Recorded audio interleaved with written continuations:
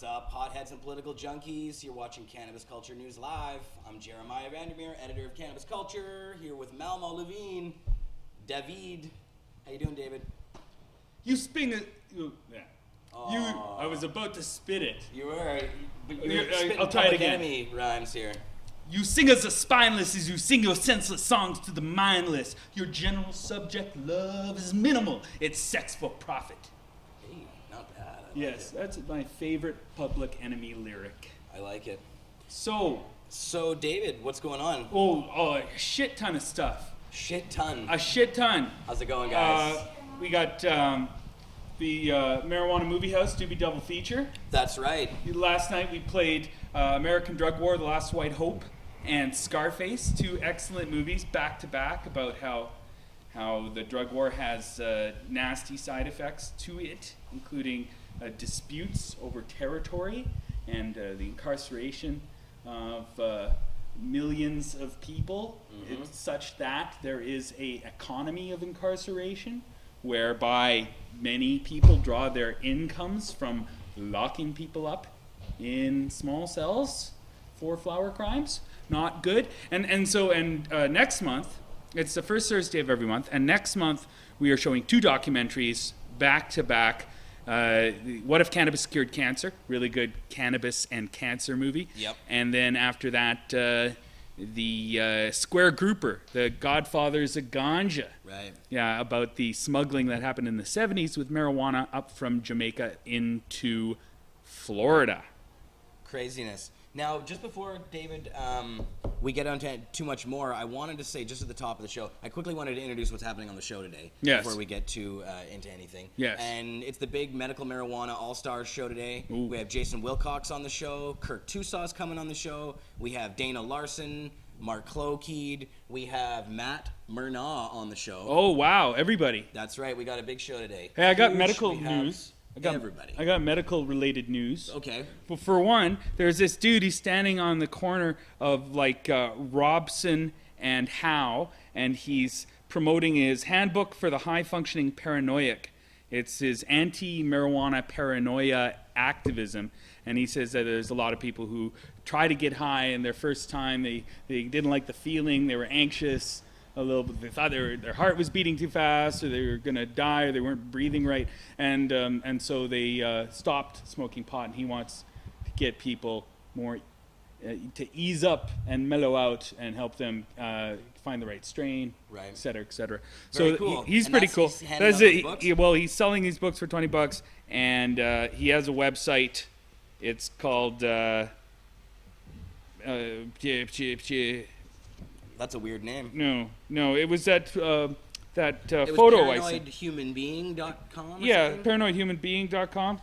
And his name is Brian, and you should have him on the show. Also, if you hadn't noticed, on the front cover of the Metro today, new hurdles for drug injection sites. I hadn't noticed. Yes, Harper. Because it was covered in that stupid ad. Yes, Harper is making it harder to open up supervised injection sites, not because the science says that they increase crime or all these other bullshit stigmatization kind of needle madness, you might call it. Right. But it's because, he hates drug users, he likes them as scapegoats, and he doesn't want them to have any dignity, and that's the first thing that happens when you have a supervised injection site is these people no longer feel like shit. And they are not to be treated like shit. They're treated like human beings, and they start acting like human beings. And he doesn't want that. He's a big on scapegoats, big on prison building, right. and it doesn't fit his ideology. Hey, Marius, can you make sure the sound is okay? They're saying that the volume is a little bit low. Are you sure that you're on external microphone in your settings? Yes, testes, cool. Testes. Yeah, just to make sure. 1, 2, like the mics 3. up a little bit if possible. Testes. But David, something else that you actually posted on my Sorry. Facebook wall earlier today was a clip of George Stroumboulopoulos of CBC on the Huffington Post blog or something, some video blog they do, and he was talking. We actually have the clip here. Play the clip, and then I'll rail against Marius it. is going to have to get the clip set up, so before we go to it, it'll take him a second to Oh, get okay. it. Well, let me I'm tell sure you he's what done that George now. Stroke and Octopus said. Well, we'll watch the clip in a second, but there was one part of it that you didn't like. That's right. One part he didn't like, I didn't like because I feel it's genocidal in scope. It goes after all the people, or some of the people, I'm trying to protect as a pot activist. He said, oh, people who are in jail for pot should be let out of jail, and you shouldn't go to jail for smoking a joint. But we have to go hard on the traffickers. Right, and it was kind of it was an offhanded comment the way that he said it, so I'm not so sure. I have a feeling that if we really tried to nail him down on it, he might not really hold the view. Maybe, I mean, it could be possible that he was You should try to nail George. You should call him up and think that we're going to try and do that. See if you can get him on the line or interview him at some point. And just say, George comes from much music. He's like a, sort of... He's a hip young person. That's right, yeah. He shouldn't be down on your guy who supplies you with weed.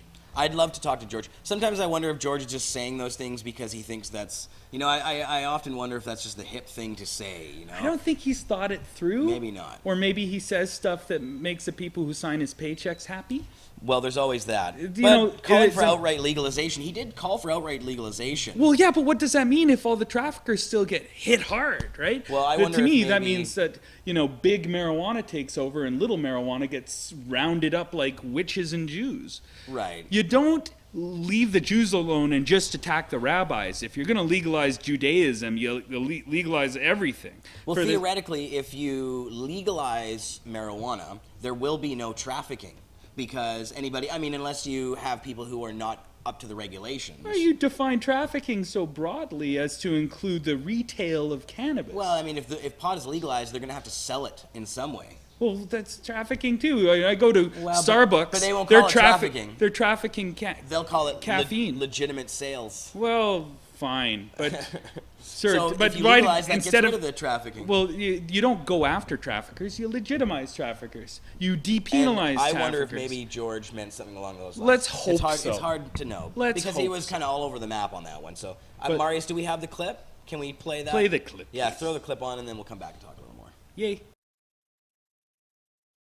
Most Canadians, according to this HuffPost Canada article, favor decriminalization or legalization of weed. What is your personal opinion? Smoke weed every day. Well, I don't rock the ganj. I'm straight edge. I don't drink or do drugs. But here's the thing. If you're going to legalize it, that's fine. But then you got to go into jail and you got to get everybody who's in there on a weed charge and you got to get them out. No kidding. You need to let people out on the weed charge. I think, I think it's a mistake to throw people in jail for rolling a joint. You got to tackle traffickers. That's the biggest issue, right? The thing about Canada is we were moving in a direction of legalizing it, and the newest prime minister came in, and he quickly put a stop to that. So there was a time when the cops in Toronto weren't even not stopping people, not pulling people over. No, man. Now, especially here with the medical marijuana cards here, everywhere I go, I feel like I'm at a Steve Miller concert in the 80s. Man, it's crazy. Unbelievable. There's a lot of weed in LA. Here's another one. Canadian kids smoked the most marijuana in the Western world. How come? Probably because of British Columbia. It's true. It's like if you're going to go to Napa Valley, you're going to drink wine, right? If you're going to go to BC, you got a lot of weed. Listen. Maybe it's because we don't have a lot of guns. I don't know what it is, but it's a more chill situation. There's George for you. Yeah, I think he's kind of completely out to lunch. What I did hear from that interview, we didn't hear the whole interview in the studio, but what I did hear from the interview was that the government was moving towards legalization. None of the Canadian governments were ever moving towards legalization. They may have faked it out. They may have, started the Ledane Commission or a Senate report. Right. But they completely ignored the advice of the experts. They never promised legalization in any way, shape, or form. They promised punishment switching, the worst kind of decrims on planet Earth, where the first fine is $250, the second is $500, and the third is $1,000. How many $1,000 fines can you afford? Right, and of course there was Chrétien, at least in terms of optics. He is a lawyer. He makes $10,000 an hour. Yeah. And of course he'll have the money to pay his fine in one hand and the joint in the other, because he can afford a $1,000 fine, no problem. That for him, he can afford 10 of those per day and still make a shit ton of money. But for the rest of us, it's $70 per day For if you can't pay the fine, each $70 you can't pay is a day in jail. So it's about 2 weeks for a $1,000 fine in jail.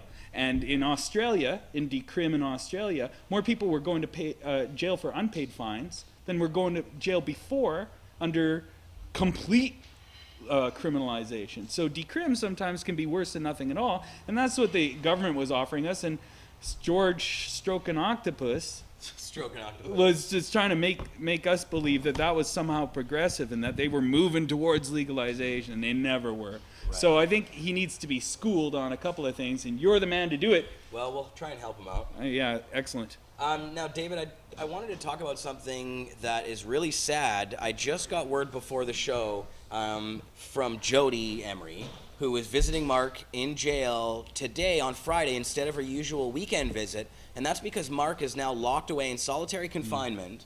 He's been there for almost a week. And this is really an insane story I'm about to tell here. What happened? The reason he's locked away in solitary confinement is because of his banned photos that were published on Cannabis Culture. So last time Mark went to the SHU, which is what they call solitary, the solitary housing unit. Last time Mark was put there because we published a podcast that he did.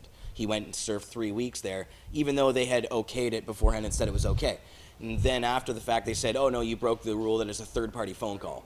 So now this time around, they okayed the banned photo. It was signed, stamped. They have the paperwork okaying it. It was taken by the prison photographer on the regular set that they do it on. Psych, it's not okay. And then, yeah, so the federal bureau, I guess, called the prison up and said, we're doing an investigation. We think this banned photo was taken on a cell phone or some sort of digital media. Oh, for fuck's sake. And so now there's an investigation. Now, here's the thing. These investigations can take up to a year.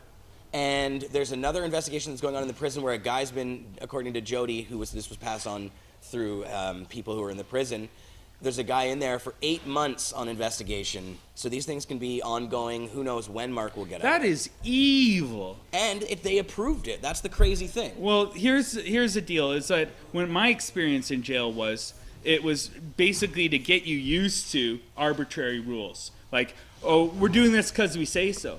But right. Mark's experience seems to be they're getting you used to some Kafkaesque nightmare. Yes. Where you don't know the rules, or you think you know the rules, or you were told the rules, and then you find out later, you break them, you change the goalposts on them. Unbelievable. I just think, it breaks my heart to think that they're putting Jody and Mark through all of this now that they've been through so much already. To think they could add time to investigate him for something that obviously he did his best to avoid. Yeah, it's crazy. Evil. And what's the harm? There's a photo of their band. Well, you'd think that'd be like a testament to the good side of the U.S. prison system, that it actually tried to build people up. And you hit that. We're going to have to hit this. Now, I just before I do hit this, the solitary housing unit that Mark's in, he's in there with one other person, actually. And they're in there for 23 hours a day. They get food slid under the door through the slot. They get out for 1 hour if they make that out a day. And there was a fire in the housing units recently because they put the crazy fucking nuts in there as well, right? So some guy lit a fire in his cell and filled the entire housing units with smoke. And thank you. We heard you. Happy 420. Yeah, we Happy 420. Happy 420. That's all good. But, so he's in there. He was choking on this smoke. They turned the air conditioning off to clean the smoke out, and then it was overheating. Mark thought he was going to die. So it's a crazy situation where he's at right now. It's not like some really nice place to be at. It's some horrible hole that they've thrown him in. No, jail is not a safe place to be put. It's very dangerous. The healthcare system in prison is a joke. Yeah. And, you're often...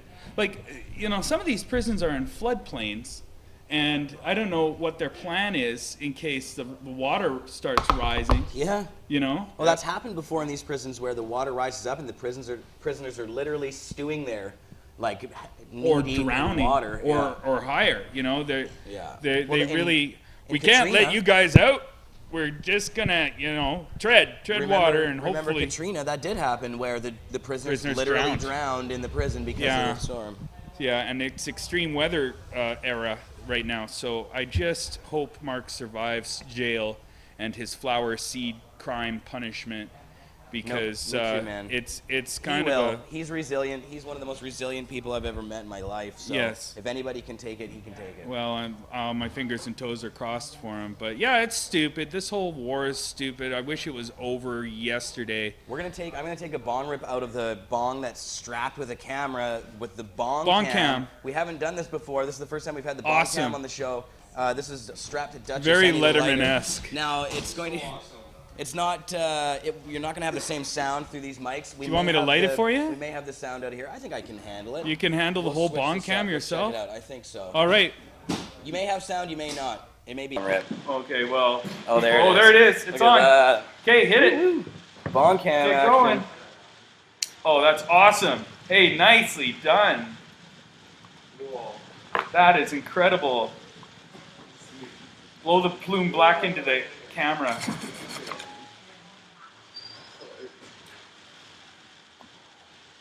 Oh yeah. Oh yeah. Awesome. Very nice. Song. Very nice. Bong cam. Okay, next time I'm on the show, I want you to make the joint cam so I can do it too. Ah, you I don't don't want a bong hit rip? I'm not a bong ripper. I'm a bong ripper. I take dainty little puffs from tiny Cush joints. I don't know. Could they hear Marius? How's the sound on the bong cam? Well, if you guys could hear us, let us know. Marius wasn't seeing the levels. Can you hear the bong gotta- and the bong cam? Filling up house here. All right, well, I'll get off because I got other shit to do. But it's been a slice. Thanks, David. And we're going to have a calendar with all the movies for the rest of the year, so you find out what they are ahead of time. We're going to have that on the homepage fairly soon. Yes. Within the next little while, anyways. A while. Yeah, well, hopefully I'll be working on that over the weekend. Yes, hopefully. Anyway, keep up the good work. And Thanks, David. Gee, I wish Mark was out of jail. This sucks. Yeah, no kidding. Yeah, definitely our thoughts are with Mark right now. It's just a bizarre circumstance that they've done this to him twice now where they okay something and then throw him in the hole for it after the fact. It's insane, really. Okay, so let's see. What are we doing here now? It is 4:24. Now, Dana Larson was going to be joining us. He was supposed to be here at the beginning of the show to quickly pop in, but he is going to have to wait because I think we're going to bring Jason Wilcox on now.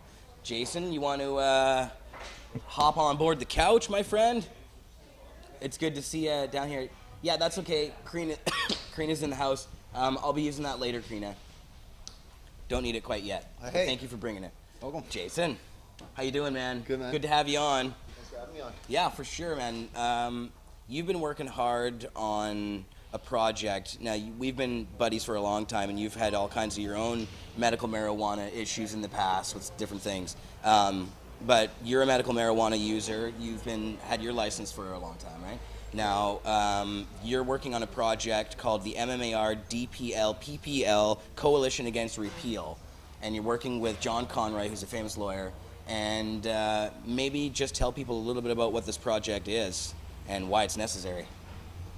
Essentially, the federal government proposed to remove all licenses, permits for the general public if you have it from medicinal users. So those of us like myself who's had a license for 10 years, they're saying no more. And basically, when I was sick, I kind of listened to the justification for this program, and to me, it just fire, mold, and gangsters just wasn't resonating well with me with medical grows. The fires, the mold, that kind of stuff, defining which molds they're talking about is stuff that really rung. So back in November, coming off of sickness, I was kind of just like, talked to John Conroy and I said, I got $2,000, will you entertain the idea that maybe the medical patients in Canada will rise up to protect your licenses and mine? So that's kind of what we did. We went after that, and for the past 7 months we've been building. We're now 4,000 members strong, $24,000 in trust, and really we got 80 lock boxes due to arrive here Tuesday, which will be dispensed across the country. They'll be distinguishable coalition lock boxes, so that they can't be replicated. There won't be any diversion of funds, and of course we have representatives in each province that will be able to look after that, except for the north. So up in the Nunavut or wherever it is, we need some people from the Northwest Territories that may wish to step up. But really it's about standing up. How would we raise what could be $250,000 at the end of all this? First, $10,000 for an opinion was very hard to raise. So we had to raise that to get John Conroy's legal framework, whether we could even proceed forward. to put a restraining order on the government and say, we believe this law is going to cause such irreversible harm to the medical patients that we need to restrain you before you go forward. Right. Now, the new law we're talking about here are these MMPR regulations. Correct. Now, in Canada, we had the medical marijuana access regulations, and now they've changed that to the medical marijuana production regulations. Is that what it is? Right. And so now these new regulations are going to completely eliminate personal production licenses and designated production licenses by March 2014, right? The proposed dates. Now, this is the thing, is that they're proposed dates, and Health Canada overshot their own enactment date. March 31st of this year, they were supposed to run parallel with the MMAR and the new MMPR were to run together, basically for 1 year until March 31st, 2014. You're right, Jeremiah, and that would be when they were going to repeal the MMAR completely, which means our licenses. September 30th would have been the last date you could renew your license. I'd like to note that all these dates are subject to change. Because of the fact Health Canada overshot their own 10-year business plan, we don't know what's going on. They overshot it. It's suggestive to us. We don't know anything. The ball's in their court. We don't know anything past that, only what they proposed, and that if they continue to wish to take away the personal production licenses and the caregiver option to have somebody grow your medicine for you at maybe $2 to $4 a gram, instead of paying the government, or their network $16 a gram or $13 a gram, whatever it works out to. You got to think $8.80 a gram plus tax, then shipping and handling. And you're talking FedEx or Pure Later or somebody. So from your LP. So this is the kind of thing where medical patients are saying, enough's enough. I feel very strange sitting here defending the MMAR when I spent a decade fighting them, testifying in court, fighting them over different issues to get somewhat of a reasonable program. I think striking down licenses and jacking up the prices by Health Canada's own health benefit or cost benefit analysis of their new program, a 30% drop off in medical marijuana users. Are you freaking kidding me? If that's not a barrier to access, what is? It flies in opposition to the Parker 2000 ruling, in my own opinion. And I'm no lawyer. I'm simply an activist that started this. We look forward to, one, if we get an injunction, which is basically a restraining order, if we get the injunction, then that then moves to constitutional challenge if the judge agrees. And Mr. Conroy is very well prepared, based on the proposed regulations that they have, to move forward. Now, it's all, again, suggestive to change. So at the end of this month, which is rumored, they're going to publish the final regs. We'll, of course, know our disposition better. At this point, we're kind of in a holding pattern. Right. Now, these regulations propose replacing personal growing with a mail order system where there won't be any marijuana storefronts to buy pot, but you'll have to send away to a particular private producer who will have some factory somewhere where they're, some giant place, I guess, that fits these new regulations that they're making. Now, there's a new set of regulations that govern the commercial production side of things. What's your take on those? Actually, there's a lot. This is the thing where I think there's a misconception with a lot of people that don't understand the coalition's position around LPs. We've never been against patient option. There's people that live where they don't know anybody that can grow for them. They don't know how to grow, and they're okay with ordering. They should have that option. So the LPs, I don't agree with the standardization and all that other crap, but the fact that there should be a better federal supply than PPS for medical patients, that's fine. But when you're talking about taking away the DPL and the PPL, or the caregiver and the personal right to autonomy, well, I believe that's where Canada starts to step on our own constitution in the favor of money. And we cease to be Canadians, in my own opinion, when we do that. Right.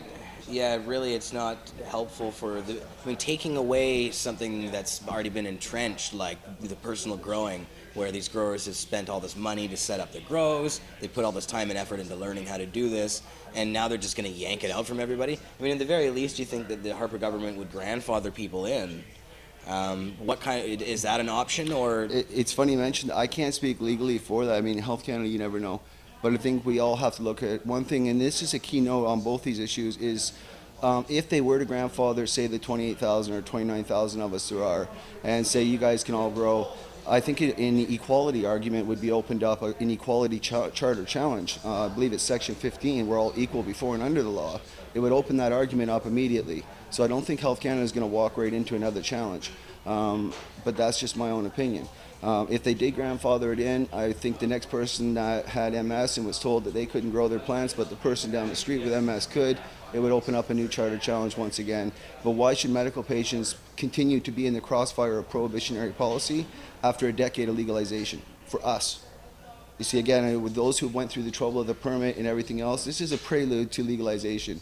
You know, if we were to protect personal production under the charter, people need to understand that it'd be like using under the charter for medical users. It takes the House, the Senate, and the Premier to amend this stuff. You know, it's not easy. So if we can secure personal production then, if Canada legalizes, it's like, hello, we're Colorado. We're not Washington State. We're not going to get slapped. We're not going to get slapped in the side of the face. We don't want that. And at Canada, I'll also remind you, my friends, we're at the federal level. Everybody keeps saying, look at the U.S., look at the U.S. I'm saying, remember, we're at the federal level. Their DEA and their friggin' FBI don't recognize them. We're recognized where we stand. Right, that's true. Yeah, in Canada, at least you do have the federal government okaying the medical marijuana program at all. And, you know, we're one of the few countries in the world that actually has something like that. So, yeah, in the U.S., of course, there's this eternal struggle between the state governments, where there's 18 or 19 of them that have the medical marijuana program, and the federal government, who says that all of it's illegal, including all the medical marijuana programs everywhere. And Obama is continuing to crack down.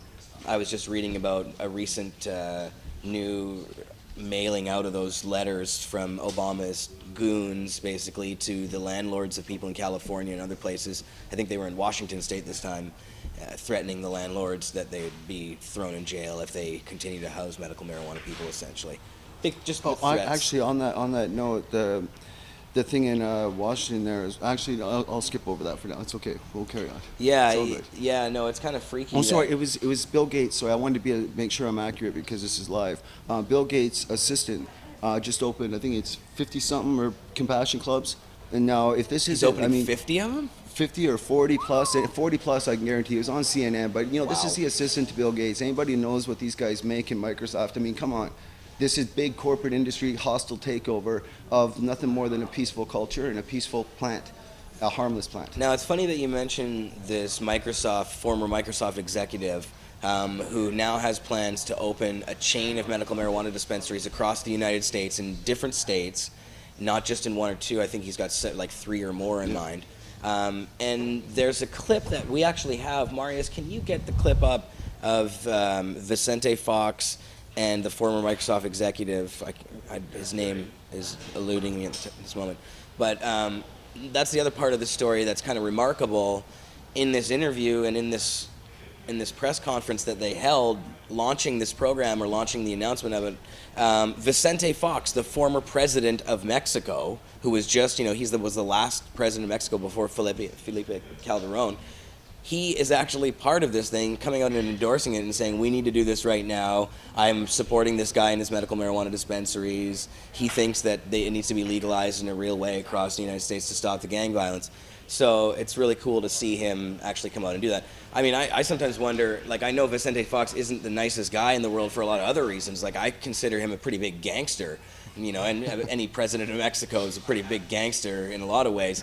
But I'm pretty happy to see him do this, so it's very cool to see him passionately talk about it. And we have a clip. Marius? Let's play it? Yeah, let's play that clip.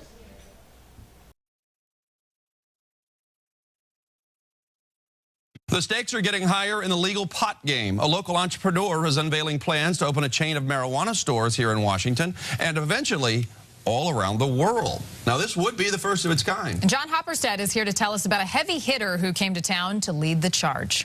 How about the former president of Mexico? And while pot is still illegal in that country, he believes legalization starting here can eventually help cut down on crime south of the border.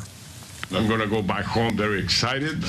I'm going to be promoting more intensely than ever that this is the solution. Vicente Fox, the former president of Mexico, is in Washington because he thinks this group of marijuana entrepreneurs can help kill the black market of drugs that has killed so many in his country. In Mexico, we welcome this initiative because the cost of the war in the case of Mexico is becoming unbearable. It is a bold initiative sparked by former Microsoft executive Jamin Shively. Yes, we are big marijuana. Shively wants to be big like Starbucks or McDonald's, creating the first retail brand of marijuana in the world.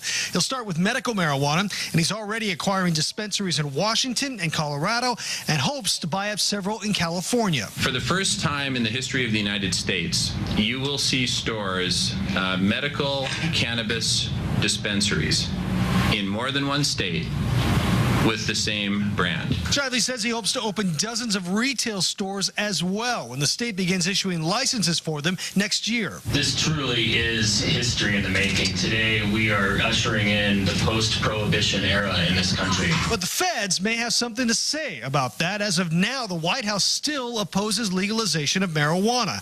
I asked President Fox what he would say to President Obama. He says it's time for the president to adapt to the will of the people. Because of religious reasons, prohibitions started. And we know that prohibitions don't work. Not even the apple in Garden of Eden. The forbidden apple sustained the prohibition. So this is going to change, and politicians will have to adapt. It is early in the game, but President Fox also says eventually he'd like to see a marijuana trade agreement between Mexico and the U.S. Now, Shively and his group believes if the rest of the states legalize pot, the business could generate $200 billion. Guys.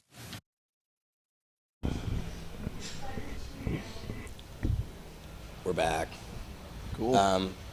Yeah, so that's kind of an interesting thing. We'll see how this pans out. Of course, it's still federally illegal, of course, so announcing it, and I wonder if these guys will be getting in any trouble. Maybe their landlords will be getting some threatening letters. But it seems like this guy, a former Microsoft executive, probably has some of the bigwigs on his side.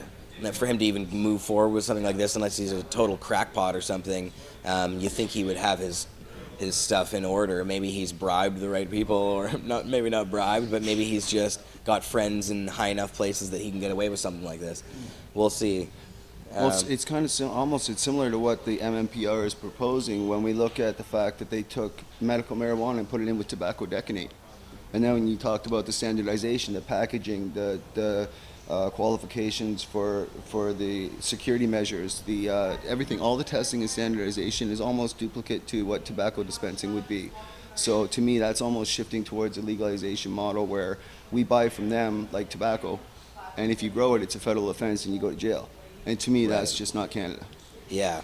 You can grow a little bit of tobacco for yourself, but you can't sell it to anybody, and you're not even supposed, like, there's pretty strict rules around that. Pretty strict rules, yeah. Well, yeah. I guess another good thing too is to remember that we can go and buy our own wine kit or beer kit and make it at home.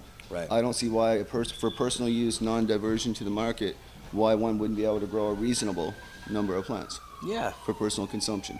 Yeah, exactly. A U-Grow. They should have U-Grow stores everywhere. There you go. Yeah. That works. No, well, and now, Jason, I wanted to ask you about the history of this project that you were working on here. I mean, these new MMPR regulations were just put through, within the past year by the government. But where did this come from? Why did you decide to move forward with this in the beginning?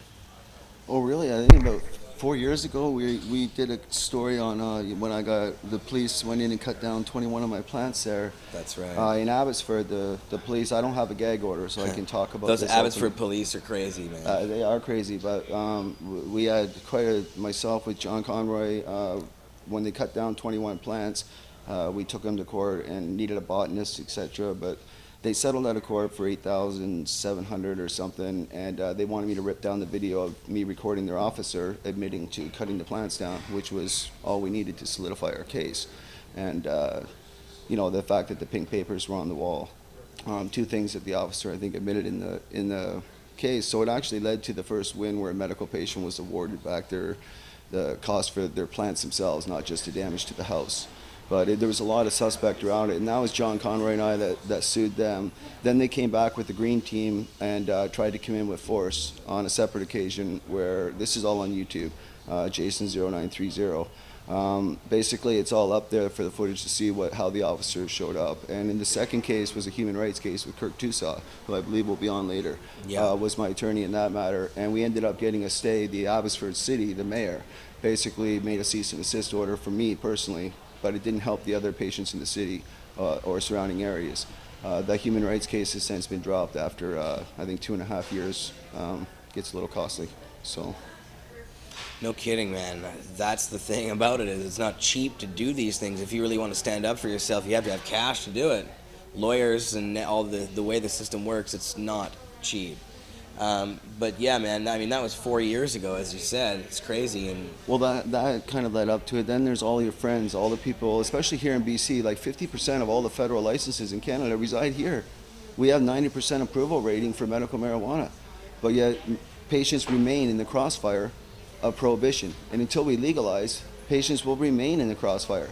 You know, they talk about how all these fires and all these things exist. It really doesn't exist in the medical marijuana statistics that we've been able to get, you know, from Health Canada. They're just not there. You know, the mold isn't even defined. I mean, are you talking about powdery mildew, or are you talking about black mold that grows in the walls? I mean, define mold. I mean, there's, how many kinds of molds are there? Right. But it's just little things that build up to it. And the numerous friends, going to jail, people, Mark, another example, I mean, ongoing, whether it's legalization, whether it's medical, it's a war. And there's people going to jail, there's people getting hurt, there's medical patients who've invested money, tried to come up to code just to get the room shut down, to get evicted through backdoor policies. I call them bully by bylaw. And that's what we called the case when we took on the Abbotsford City Green team, so they called them. They've had to revise their bylaws since, so now at least they have to give you a little more courtesy when they show up at your door. Yeah. Wow. So now if people want to get involved with what you're working on and what's happening in this case, how do they support you? You'll see we have the website MMAR Coalition Against Repeal.com.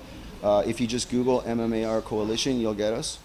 We also have lockboxes, as I mentioned earlier, that'll be going out across the country through our networks. They'll be available at different grow stores, head shops, anybody that supports kind of what we're doing in our initial launch of the campaign, which will be, again, once they publish these regs, it'll be easier for us to launch exactly what it is we're fighting. Because right now we're fighting a football that they have. We can't even see what it looks like, so we don't know what we're up against. So that's kind of the way I can just sum it up. But one thing I can say is this is like the Irish, you know, when the English were coming, it's like all the clans that used to fight, guys, let's get along. Because it's time for the clans to unite and go after the English, because they're coming to take our plant. They're coming to take our medicine. And for those of you that want legalization, if you want to grow in this country when we do legalize, you may want to think about protecting it under the charter. It's just my personal take on that.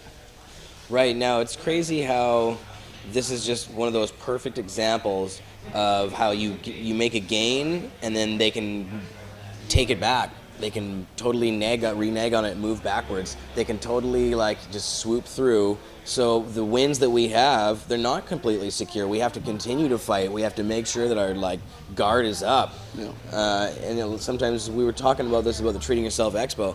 You know, there's a lot of great business going on there, and there was a lot of that. You know, it was totally an awesome place for everybody to network and that kind of stuff.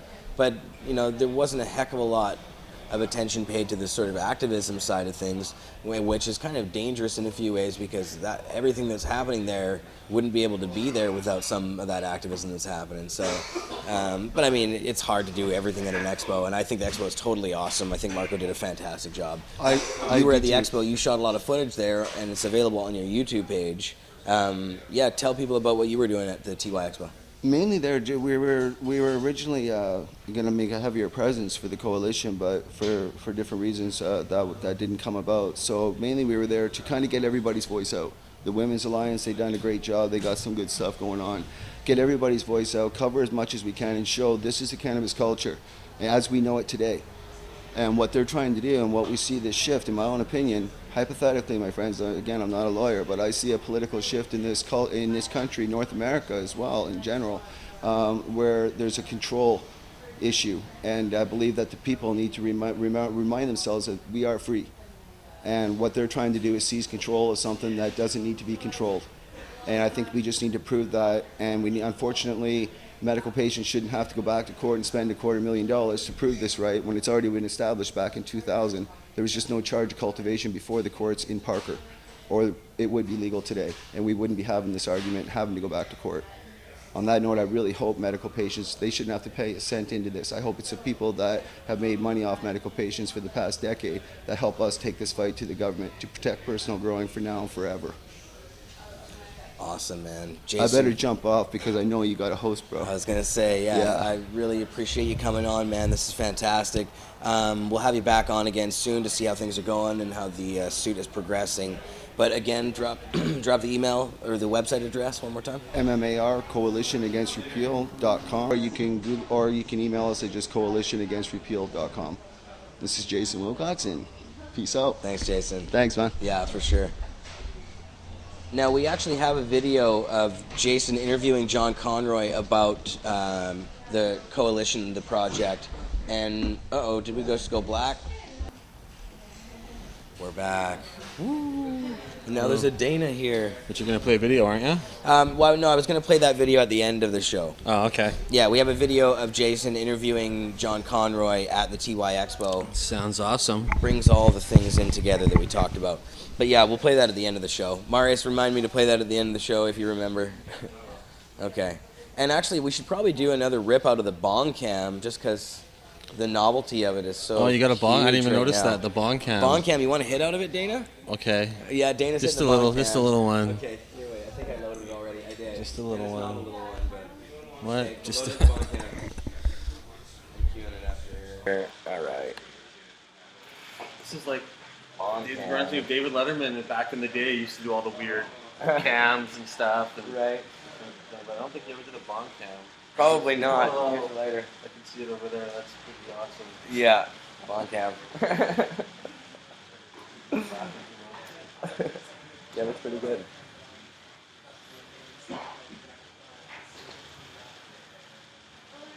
Bong cam.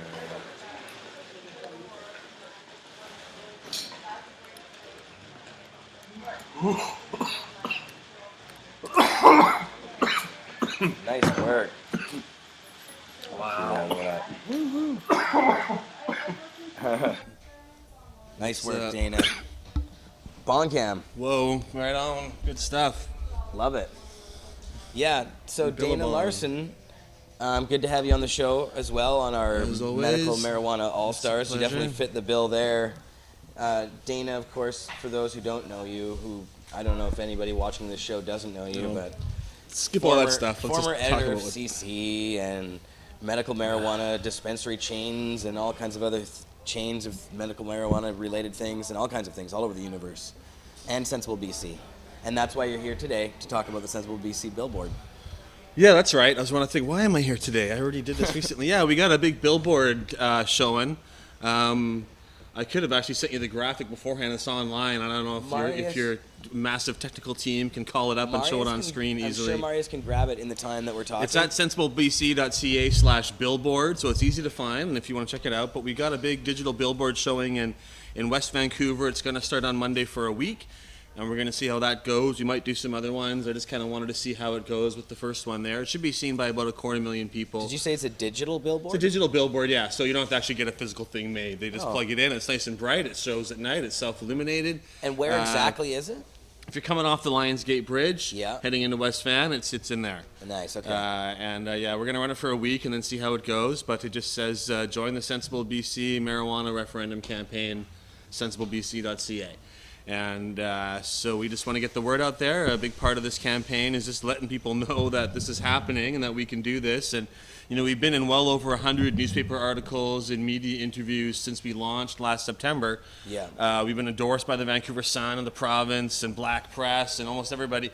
But it takes a long time to sink into people's consciousness. You have to be in there again and again and really to get them aware of what's going on and really focused on it, right? And unless someone's really passionate about pot, they might skip that one article and then they...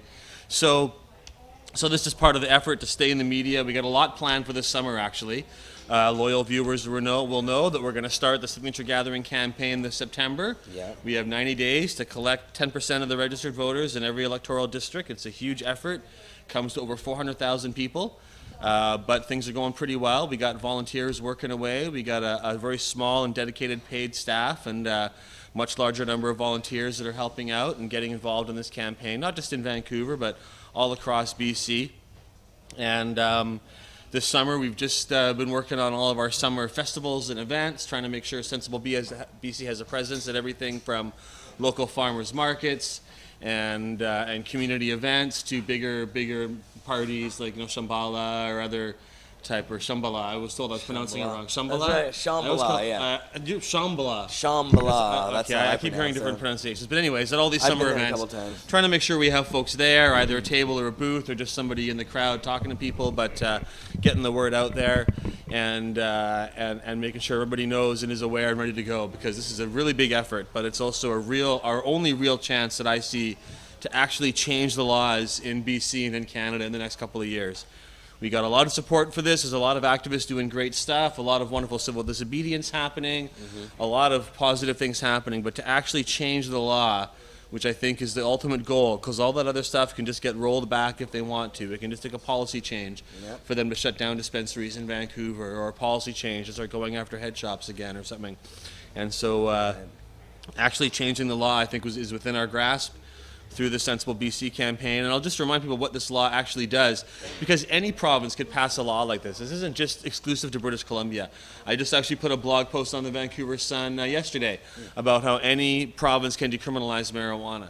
And the way we do that is by defunding the police.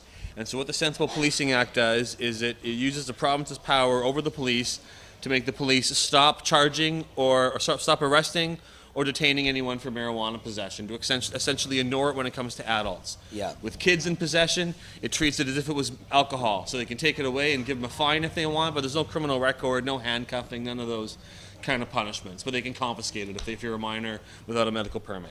Right. And then this law also calls on the feds to repeal marijuana prohibition, and it sets up a provincial commission to start figuring out what we're going to do when the feds say yes. How are we going to legalize it in British Columbia? What are the laws and rules and regulations?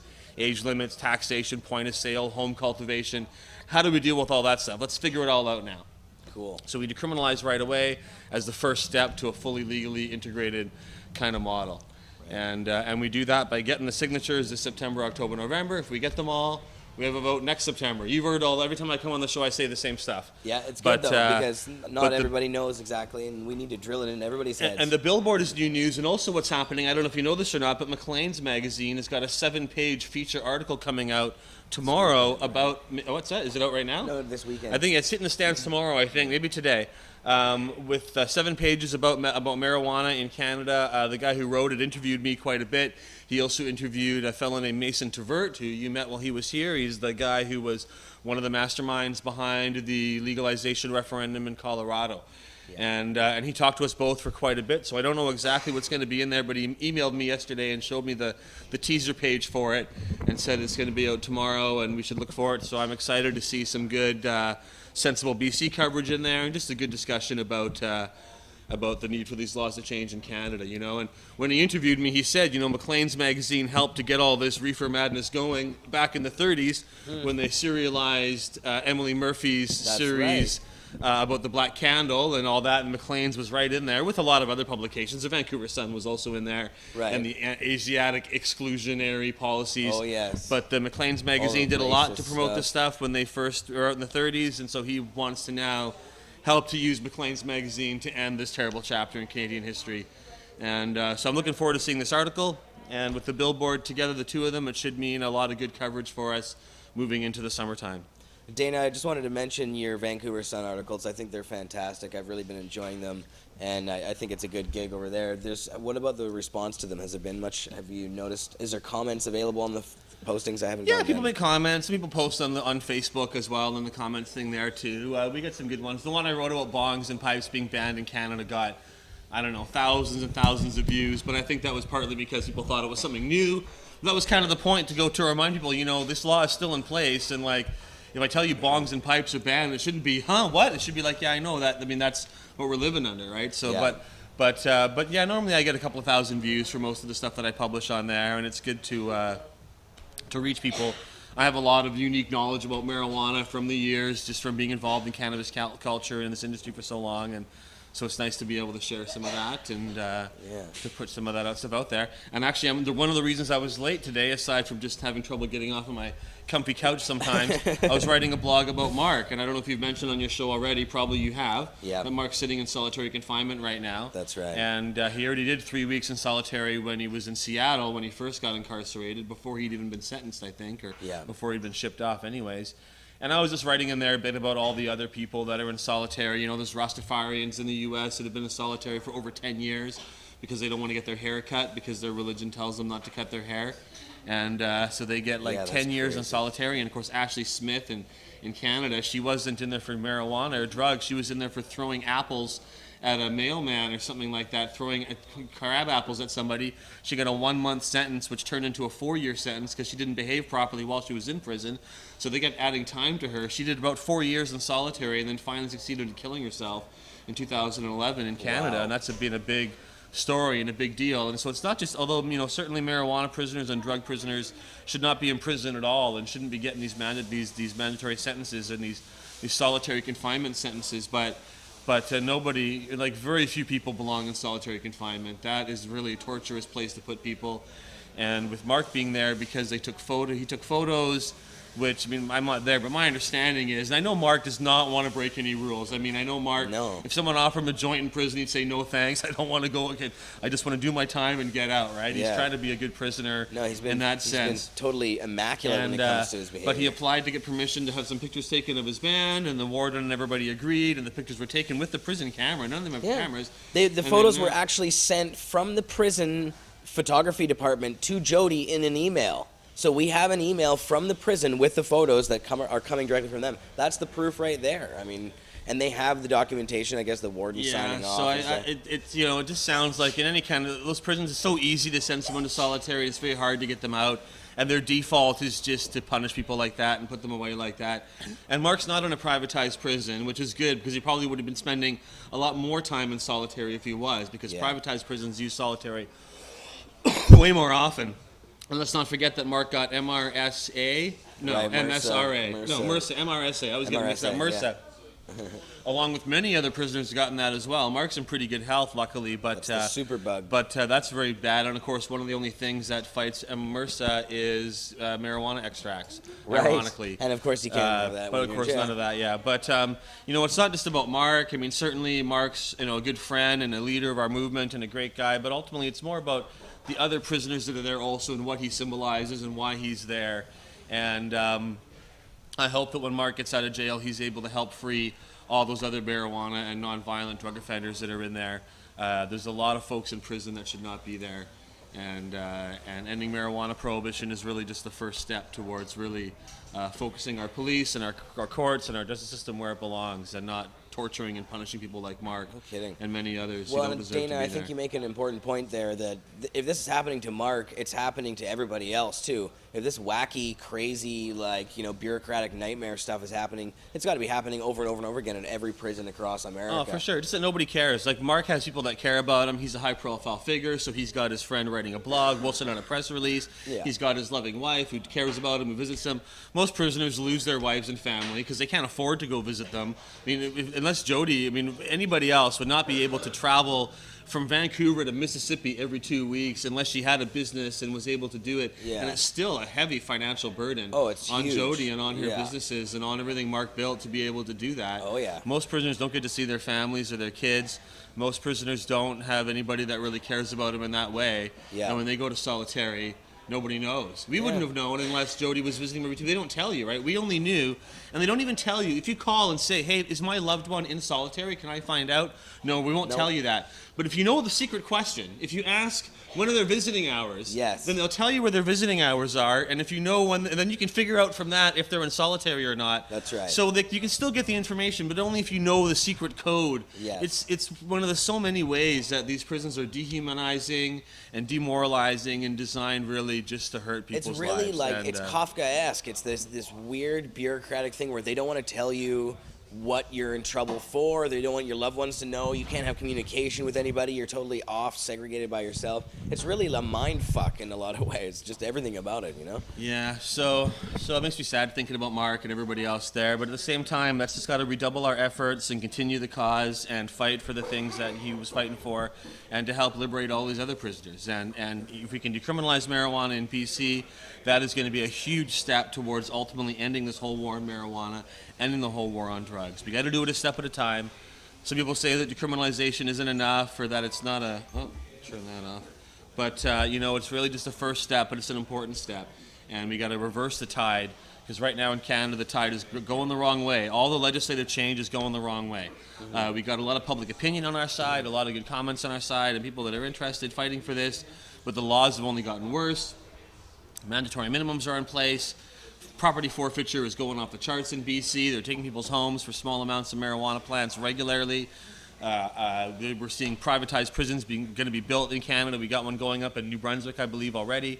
We're certainly seeing prison expansion across Canada and in BC like never before.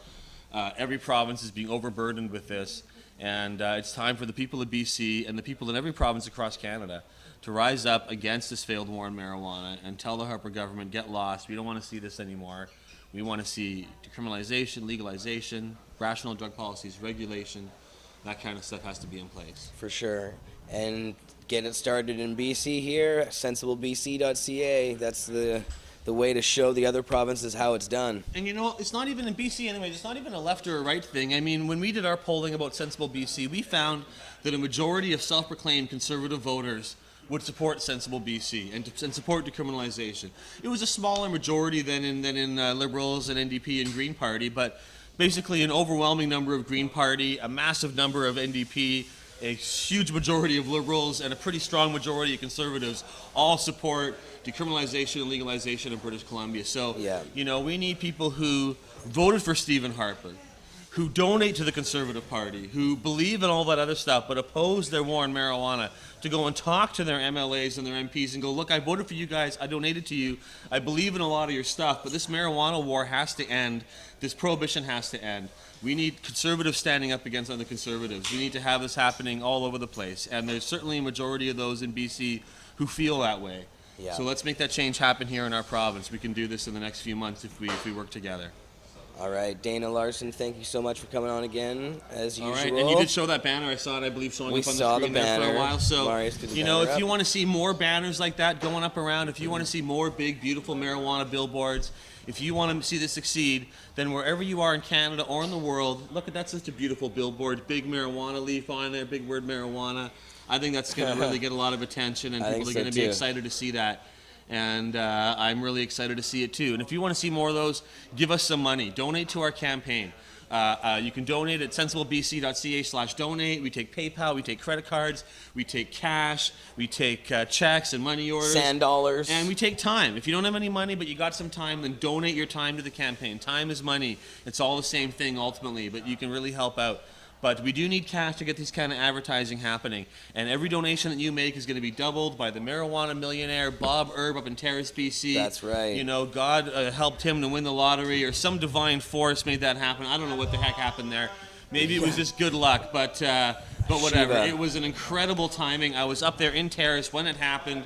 It was such an amazing thing to have him winning the lottery like that. And so he's doubling your donation. So take advantage of this opportunity to double your money. Whenever else do you have a chance to double your money like that? It's crazy. And as I always say, you get it paid back in good karma, better birth in your next life, come back as a higher life form, all that kind of stuff. I'm not sure you can be selling it on that point. But it's are you? No, are it's you true. No. qualified Ganesh, I have a thing from Ganesh. Oh, okay. He all right. said You got the paperwork. Ganesh from said the right it's signed by Vishnu himself. Ganesh delivered it. It's supposed to be cool. So right. no, whatever your beliefs, definitely nothing bad is going to happen to you for donating. Only good things are going to happen. At least you can tell your kids, hey, I helped legalize in British Columbia. I helped change those laws, right? So you get some bragging rights. That's guaranteed. Well, Maharishi Yoga Dana Larson. Thanks for coming on. Blessed be. Don't forget sensiblebc.ca. You can do it right now. Get involved, make a difference. Thanks for having me on the show as always. Keep up the great work. Man. I'm out of here. Awesome. Thanks for coming on, Dana. Sensible BC. You guys got to go check it out. Even if you're not from British Columbia, get on there, share it around. Other provinces can do this too. It doesn't just have to be the one. Anybody can do this. And check out Dana's new article on the Vancouver Sun for more information on that particular point. So I see the weed guy sitting in the lounge right now. Weed guy. Did you see the bong cam? Are ya? We got. I can point the bong cam over in your direction. Maybe they can see. Let's see here. Oh, I can turn it on here. Hold on. Yeah, I might. Maybe that's a bad idea. I think I'm going to take another rip out of the bong with the cam on. You should come over here and join me, my friend. If you want to, if you're down. I'm going to bring Matt Mernagh on the chat connection here, or actually we'll bring him in by telephone. I think he doesn't have a Skype thing working. Bong cam. Hello, hello, testing. Does the mic handle my loud voice? I think this mic's on over Marius, here. can you hear me? Where'd that lighter go? Tone it down a little. Lighter? You got a lighter on you? Yeah, right here. It's this fire. No, that won't work. I think I got my lighter over there.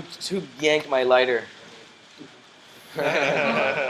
Somebody scammed my lighter. There is a silence in the crowd after Yeah, that. uh-oh. Karina, you got a lighter over there? Hey, stoners, especially the smokers out there. There we go. Marius Pop has up a one. lighter. Woo! Got one. Yellow There lighter. you go. All right, bong How's cam. everyone Check doing? that out. Lots of good information. I can't wait to see that billboard from Dana. Shit's gonna be awesome. Your little bonker drops is awesome. I actually bought a waterproof camera, a little Sony CyberShot, in hopes I could fit it into a bong, but I haven't found a bong that would fit it in there. I want the inside water shot of a bong. Gotta be clean, not like that. This is awesome. Nice. Bong cam. You want Bong one? cam. No, I'll die. I just had one. What? Okay, I'll have one. You gotta have Can one. I have a freshie? Yeah, here, I'll reload you one and we'll talk for a little bit here first. Bong cam. You want one? Bong cam. No, I'll die. Rips are too awesome. Looks like the other camera crashed there. The bong cam's still ripping. I'm not sure why that went to a black screen. But here I can see the bong, or you should just keep it in people the bong. people can only see the bong right now. Here, should I load up? Oh wait, I have weed in this jar. Oh, there you go. That might work actually. Is it gonna go down the pipe? No, I think it's gonna go down the pipe. Oh, it's too wide. All right, well I can load this up real quick here. So I don't know. I'm pretty sure they can hear us, can't they, Marius? Ask them. Can you hear us out there? Can you guys hear us? There we go. We got another bong right loaded. All right, bong cam action. Oh, this is for me. Yeah, that's for you. Oh my And gosh. here's the lighter now. Whoa. Nice. Yes, they can hear us. They say. Is the angle good? Kind of slid over a little bit. Oh yeah. No, it's pretty good. No, now you're too far over. No. Oh, I did knock it, so. Yeah. No. Yeah, that's Is that good. good? Yeah, that looks good. Or even a little more this way. Do it however you like, brother. Okay, we're good. Slide it even more over a little bit. It's focused on the bowl. That way? More away from the bowl. Other way. Yeah, there you go. Yeah? Well, even a little further. No, it went too far back now. It's focusing on the one at the front. We want it to focus on you. I'm putting it towards me more. Yeah, that's what I'm saying. Good? There you go. Perfect. That's how it's done. Bong cam.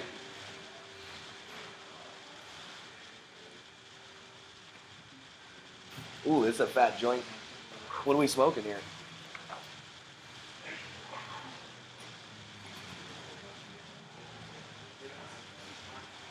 Is that good enough? I would say that was absolutely fantastic. I'm not the best bomb smoker, but fuck, this is awesome. That was slick. Cool. Very cool. I think there's still some left. Oh, nice. Hit it. Bong cam. Yeah, I do like the bong cam. That's the first time we've really done this. This one's gonna be rough. I don't know why we never did this before, but we also have another camera here. Okay. I did my duty. There you go. Nice work. I'm always scared of bongs, aren't you? Scared of them? I'm scared of dropping them. Huh? Yeah, that's what I was scared of, but it was actually not too bad. So, Mark, good to have you back on the show. You're kind of like the de facto co-host sometimes, the amount that If you're I on the show show. up on time. That's right. It's freaking Vancouver traffic. Yeah, you're always a little late, but that's all right. I was meeting up Fashionably with late. Todd Hancock, and then we went over to see Red One. He's got a new dispensary right on Abbott Street. Red One's dispensary In from Gastown, the Rascals. from the Rascals, Juno Award winner. What's the dispensary called? I think it's called Red Man. Red Man. Yeah. It's on Abbott Street, 321 Abbott Street, for those that would like to go see it. It's beautiful I'm down gonna there. go see it, and I'm gonna record a video there, and I'm gonna write an article about it for Cannabis Culture. He is amazing, and also we signed a deal, and the Rascals are going to be performing at the Cush Cup. We just get to announce today, so they'll be at the Be Real Cypress Hill concert. So it'll be Be Real, the Rascals, and City Real. Actually, oh is yeah, another guy. nice. Yeah, he was on the Swole Members tour. Yeah, exactly. He's actually a member at iMedicate. I don't know if you want me to say that, but hey, it's out there now. And so I get to see him all the time, and he's a really good artist, really good singer. So yeah, and we actually got the Fox presenting the Daniel Wesley and the Cush Cup. If you go on Fox's website, you'll actually see Daniel Wesley. It says Cush Cup because you can only get tickets to see him if you get a judge's pass for the Cush Cup. Whereas the other performances, the comedy night and the Cypress Hill concert, if you're in the public, you can get tickets from the Center for Performing Arts. Yeah. There's links on kush.ca for that too. And Charlie Murphy, Eddie Murphy's brother, comedian, will also Darkness. be there. Yeah, that's right. Charlie Everyone Murphy knows him from of the True Chappelle Hollywood Show. Stories. Yeah, he was here about 2.5 years ago. He sold out. So he's super fucking funny. Pro pot.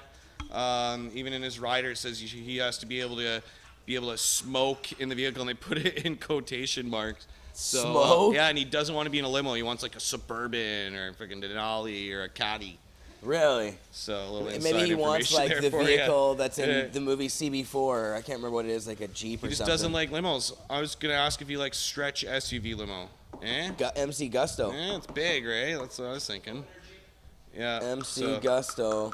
Yeah, so he's going to be performing his show, and also there's going to be Randy and Leahy from the Trailer Park Boys. They're going to be doing a huge performance also, a 90-minute show. So they're a headline in themselves, and we added to it. So this seriously is a world-class event going on here, my friend. Yeah, this is really, and what's awesome is the Cush Cup judges get VIP to everything, meets and greets. They're going to have just awesome boat crews. And that we've actually there's two boat cruises, one for an extra $50 if you're a Cush Cup judge, and one for $100 if you just want to go on the boat cruise. There's only 200 spots on each boat cruise, one hosted, one no. He's DJing on the boat cruise, so it was an extra VIP thing that we decided to contract him to do that. So if you want a special meet and greet, there's only 200 people on a boat with Be Real. You're gonna get some real up and close, super fan, awesome time with him. So that's pretty dope. And for everyone else that doesn't want to, right after is the same boat cruise. So, and I'm going to be on both, and I'm going to be puffing down hard. So it's the best thing about the event. Well, can we bring Pod TV along? Mm-hmm. And there's also going to be a limo buses connecting everything together. Like we lost it again. I lost it. It looks like black screen on my end. There's too many joints going around. Do you see a black screen over there, Marius? Looks okay.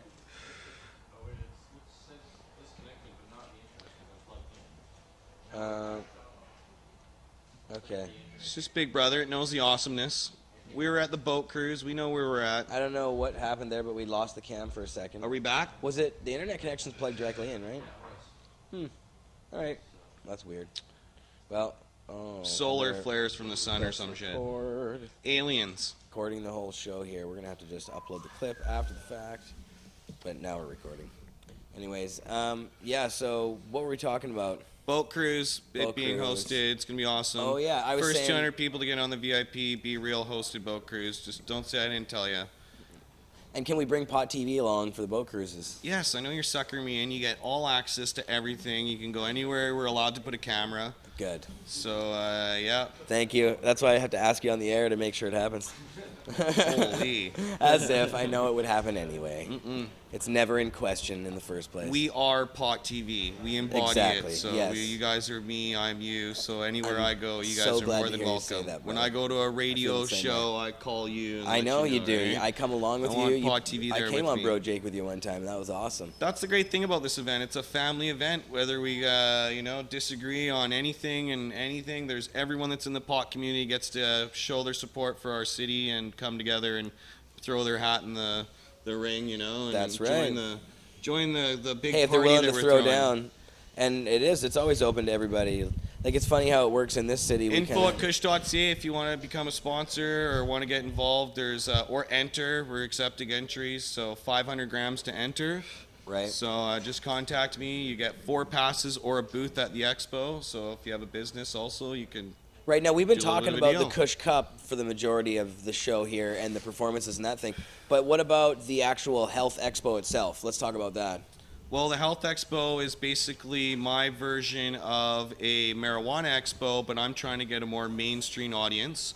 So I decided to market it as a health expo, and also to have more content for our pot-going expoers. And so what kind of a health, when we talk about health, that's a pretty broad category. Well, that's just it. That's what fucking is awesome about saying it's a health expo. Is anything to do with your health, could be enjoying life to actual health. Direct physical benefits encompasses a health expo. Very cool. So really, the content in a health expo, you can actually tie anything into it. So but for us, we really went for content. I think a lot of the health expos in Vancouver are really bland, and it's the same thing over and over again. Whereas I went for a more show atmosphere. I really want people to come and have an experience when they come there. We got a lot of interesting topics and booths where people will learn about a lot of different things, not just including about health, but also about experiences and stuff like that. Like, I'll give you an example, the deprivation tanks, they're huge in Vancouver. They're booked like almost all the time. We're actually specially getting them put in the expo. So they're going to be there. We're going to have live glass blowing. And you can actually go in the tank? Fucking A, what do you mean we're going to have it there? You can't go in it? It's Well, a deprivation awesome. I don't know, tank, maybe you right? can just look at it. So, and we actually got a smoking tent, a sublimator smoking tent those at things? the P&E. We're going to smoke, not inside the forum, but and No, I meant actually inside the Redbeard tank. just confirmed that he's got permission from the fire department to do glass blowing inside the venue. So we got all our set plans for that. So we got the okay for that. So we got a big smoking tent. And we got a big, huge glass blowing thing going on. And then we got all our presenters. So, like, we got really a big, broad range from the carb guys, nutritionalists. We got the wisecracks that are, like, big on CKNW. They got a Sunday show. They're doctors. They're kind of comedians. So they're going to be doing a show there also. We got Dr. Nathan Russo, lots of authors. He said Matt Mernagh's coming on. Yeah, we're going to bring So he's on got in a couple his minutes, awesome book that'll be there. We also got Lisa Mamakind with her book. So, and just all sorts of people. That's endless. It's totally kick ass, man. You've really a lot of stepped doctors. it up on a lot this of one. doctors. Kirk Tousaw is going to be doing it. John Kirk's coming Conrad on the is show a today, presenter. too. Ted Smith will also be there. I knew I was missing one book guy. Ted Smith. Awesome. So cryotherapy also. So it's this like freeze therapy that a lot of athletes Olympic athletes go to this one spa that's going to be actually bringing this $100,000 machine down and showing people how it works. It's basically like an ice bath, but they'll be choked if I explain it like that, because actually that damages the cells they're explaining to me. I have no clue what that is. It's awesome stuff. So shit like that you'll learn about. Idea. Do you know what I mean? Like, yeah, why go to an I'm expo totally and learn excited. about like seeds and bongs and all that? You know, that stuff's great. It'll be there. Don't worry. It's going to be great because you'll have a bunch of straights show up, and then you'll be like 1-2 punch them with the whole medical marijuana community. Exactly. And the benefits of that. Now, I would hope that there's going to be get something at the and limo expo. buses connecting this all together. So we'll have limo buses coming down to the pot block. They'll be going to these other limo buses, pot-friendly limo buses. When I went to Amsterdam, their cup sucks because you don't get any free weed. Okay, and they got like 26 booths in their expo. I love going there for the people, so don't worry, I'll be going there next year. But literally, the best thing about it was the bus that took you to the expo that was kind of out of town, from downtown Amsterdam by the train station. I was like, you know what? This component, I love it. I want to put it in Vancouver. It's grad week. Just imagine how much we had to bribe the limo drivers to make this happen. Wow. So, yeah, it's limo buses, 22-seater, you really 32 take seaters. this shit We to the actually next also, level, brother. for those that don't smoke, we have one non-smoking bus. So we were also concerned that maybe people didn't want to smoke. So and so that'll be going between all these venues, creating like a festival atmosphere. And we got a big schedule. We got the Chapel Arts Hall's also on board. We'll be doing presentations there. The Normal Women's Alliance will be presenting different films like the Union movie and all that sorts of stuff. The Vice documentary I recently did. Awesome. Yeah, which is great. Blah, blah, blah. But more importantly, the Fox is going to present it. They're going to have contests for the Cush Cup tickets starting on the 17th. So listen into them. thank you to Fox for presenting the Cush Cup. This is not just like letting us advertise on them or even having me on the show. This is presenting it. Their logos will be throughout the whole Daniel Wesley show. He's a hometown hero here, and they love him, so they really like brought him on board. So. Yeah, that's Awesome. off the hook, man, that you have the radio station behind you. That's I gonna showed push you the this email, shit. man. It was amazing. I couldn't believe No, it. they're really on. They want to be part of this, and they're willing to do anything to be part of it. They're giving the deal's great for you guys. Like, it's just that basically they want to be part of it. How can you say no to something like that? Yeah, well, we did purchase advertising, so, but Right. we've developed a relationship where it's just like, you know, they just even having me on the show. I was on the Danger show yesterday, like that. So, like, you would have to The benefit is huge normally on your pay for side. that if you're a business. They don't charge me to go on there, and that's great advertising, and it's because they support the movement. Yeah, it's good to hear that. And yeah, these guys are cool. So tickets are only $250. That's for the whole weekend. You Yeah, get it on Kush.ca. It's super affordable. I mean, isn't that cheaper than the other cups and stuff? It's $420 for Marco Renda's in Treating Yourself Right, and that's sold out. It's €350 for the Amsterdam one. So those are the cups I can tell you. I have Jody Emery on the phone here. Hold on just a second. See what she's got to say. Hi, Jody. We're live on Pod TV right now. Hi, Jody.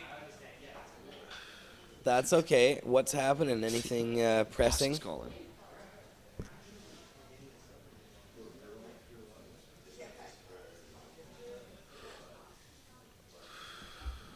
Oh, I see. Well, I don't have you on speakerphone, so nobody could hear what you said, but she's trying to figure out if she wants to stick around or head back to here. She's down in Mississippi right now visiting Mark. I told you guys earlier on the show about what happened with Mark. Yeah, Jody, I'm not sure what you should do, really. Maybe you should. Can she see him again? Maybe you should come back tomorrow, because then you can rest a little bit more or something. Why rush it if you don't need to? When can she see him again? No, probably not. Well, yeah, and maybe you can find out if he's. She probably won't be able to see him until another Friday, and she only gets 2 hours with him. It's crazy. It might be a month. Oh my God. Oh my goodness. Well, Jody, we'll talk. I'll call you after the show. Okay. Okay. Okay, Jody. Talk soon. Bye. Brutal.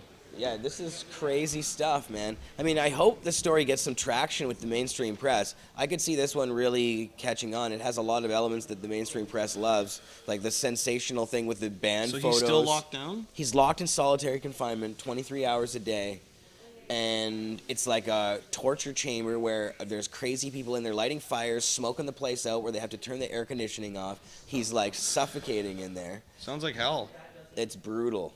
Brutal. It is unbelievable. And the fact that they got permission, everything was done the exact way it should have been done. The warden was all over it. He knew what was going on. And now the warden threw him under the bus, or I guess the warden says he can't do anything about it. Crazy. Yeah. Yeah, so also at the Cush Cup, we'll be having a Dabathon also. So basically all the competitors will be able to go throughout the venues that are on the bus route and try their extracts, whether it be hash, bubble hash, or butter, or whatever the heck they're sporting. Yeah. Yeah, trying to get you to vote for them as a judge. So that was a great component from last year. Yeah, that's really awesome, man. Yeah, wow, there's a lot of cool stuff. I can't wait. It's going to be, we're going to be broadcasting it live on Pod TV, as we said before, so people will be able to tune in even if they Please can't come make it down. support us, even if you can't afford a Cush Cup pass. It's like $10 to go to the P&E Expo. So it's not like we're trying to gouge a bunch of people. Yeah, for $10 you can it's cheap. Get to see all these different awesome presenters. So each day, so yeah, $10, $10. $10. That's it. Yeah, it's just gonna be a blast. So I guarantee. And if you come down, I'll puff down with you too. Karina, did you say something a minute ago? Oh well, the warden. Someone higher above them. Shit. Yeah, somebody. And shit rolls downhill. Yeah. So that's why he can't and they all cover for each other. So whoever made the call upstairs, he can't go over top of them. Yeah. That's why. I wonder if the warden isn't fessing up to the fact that they signed Dodo over or whatever. Oh, it doesn't matter. I hope they don't, because they sent Jody. We have evidence. We have the evidence come directly from the prison. They took the photo. So, Karina, do you want to come sit over here? Why don't you come chill and smoke weed with us over here? That's you should hit. Do you want to hit the bong on the bong cam? Sorry, I missed it. Was that just a photo of the band? The photo of the band. We should have the photo. Marius, can you get the photo of the band?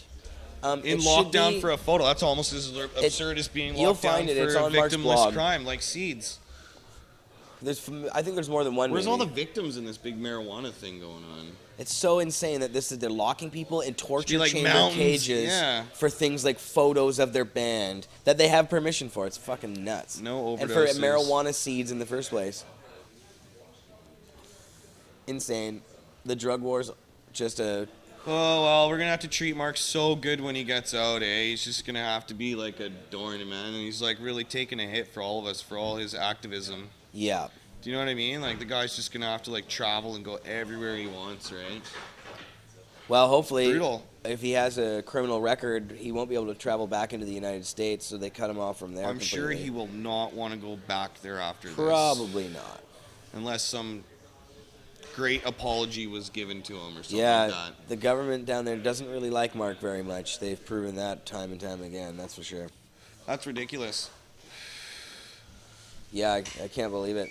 Karina, do you want... hopefully Oh, he's you don't out want by to buy it. next year, I mean, or sooner.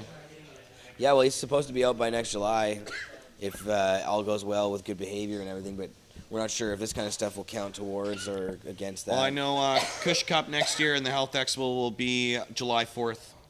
So we already got the dates for 4th. next year. So nice. If you can't make it this year, don't say I didn't And tell you this when year, next year's one more is. time, the Health headliners? Expo and Cush Cup. Yeah, What's the date? VancouverHealthExpo.com, Cush.ca, June 28th, 29th, and 30th. Monday's Canada Day. It's going to be a huge fucking party that day, too. So basically plan 4 days, probably 5 or 6 if you want to recover after It's going to be a the 2 days. crazy block of, like, activism and cool marijuana shit going on in this city. It's going to be a really cool weekend. What we're trying to do is create like a Vancouver. festival atmosphere and have a lot of tourists come here and enjoy our great, beautiful outdoor climate and our wonderful people and smoking venues, vaporizing venues,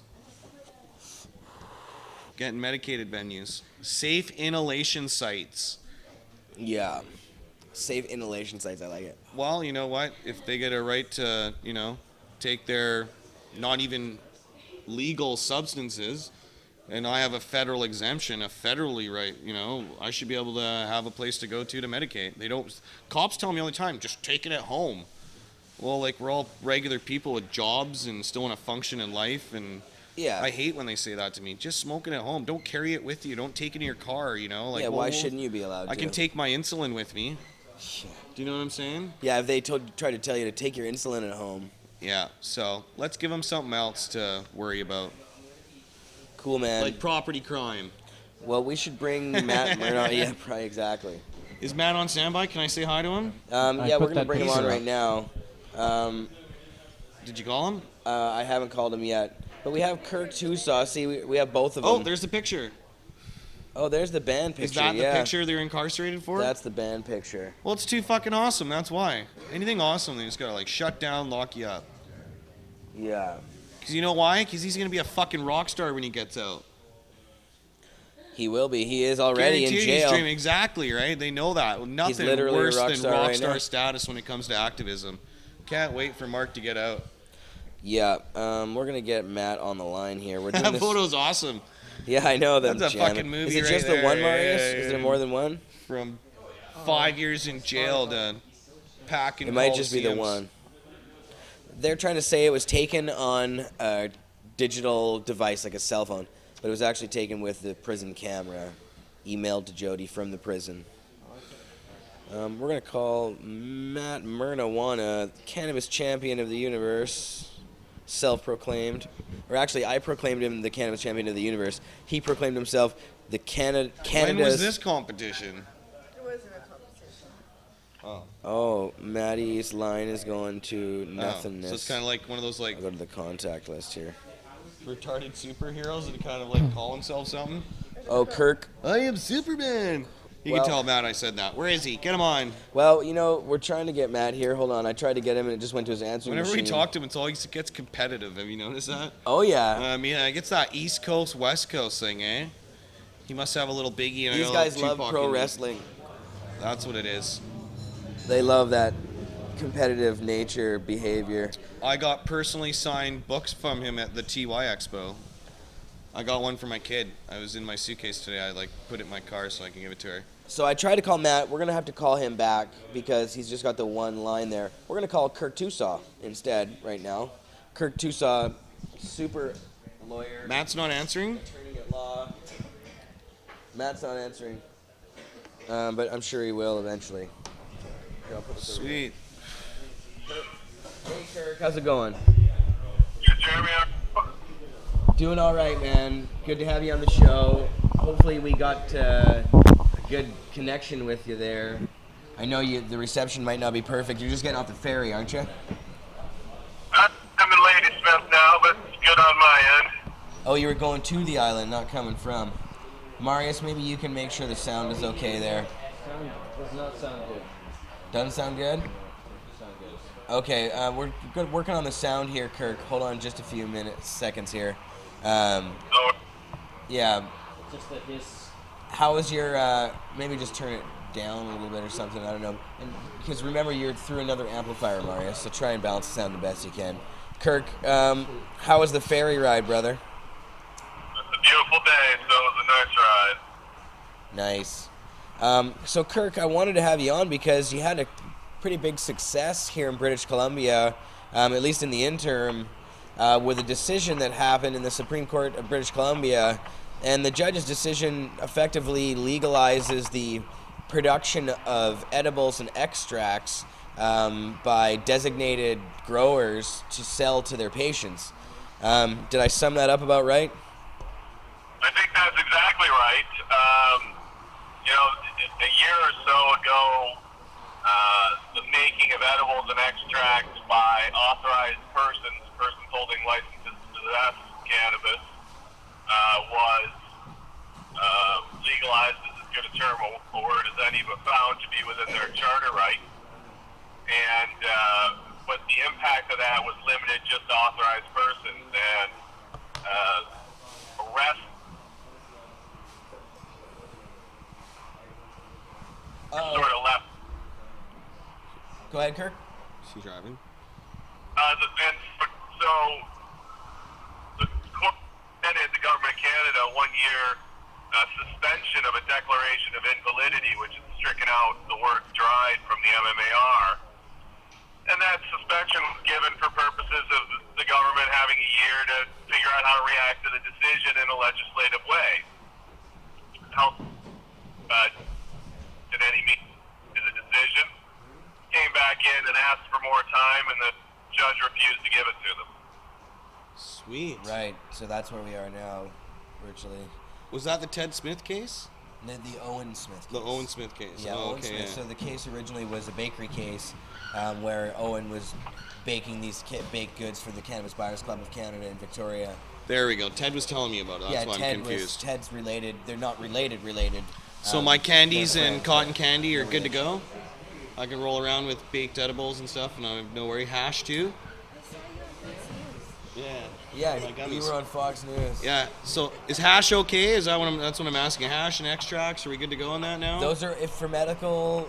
Yeah. So Kirk, exactly what does that mean now? There's a specific thing here about designated producers and selling to their patients.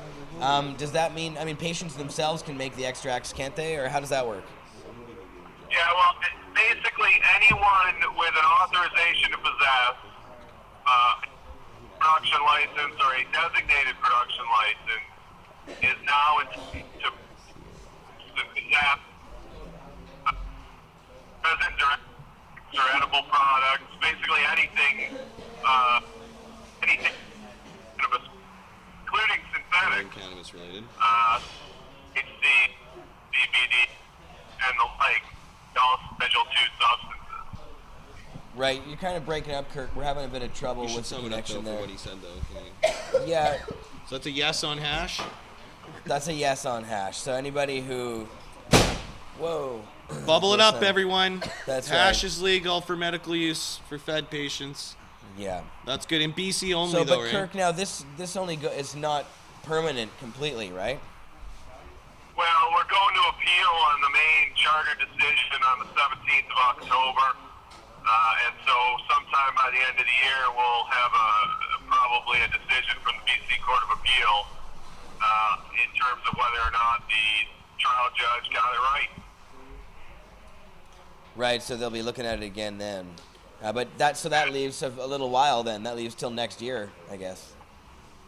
Yeah, Yeah, so towards the end of the year, we'll have a decision. Of course, we're quite confident that our arguments are valid arguments, that the judge did get it right, and that critically ill Canadians should have it to use cannabis in all its forms, opposed to just the dried bud itself.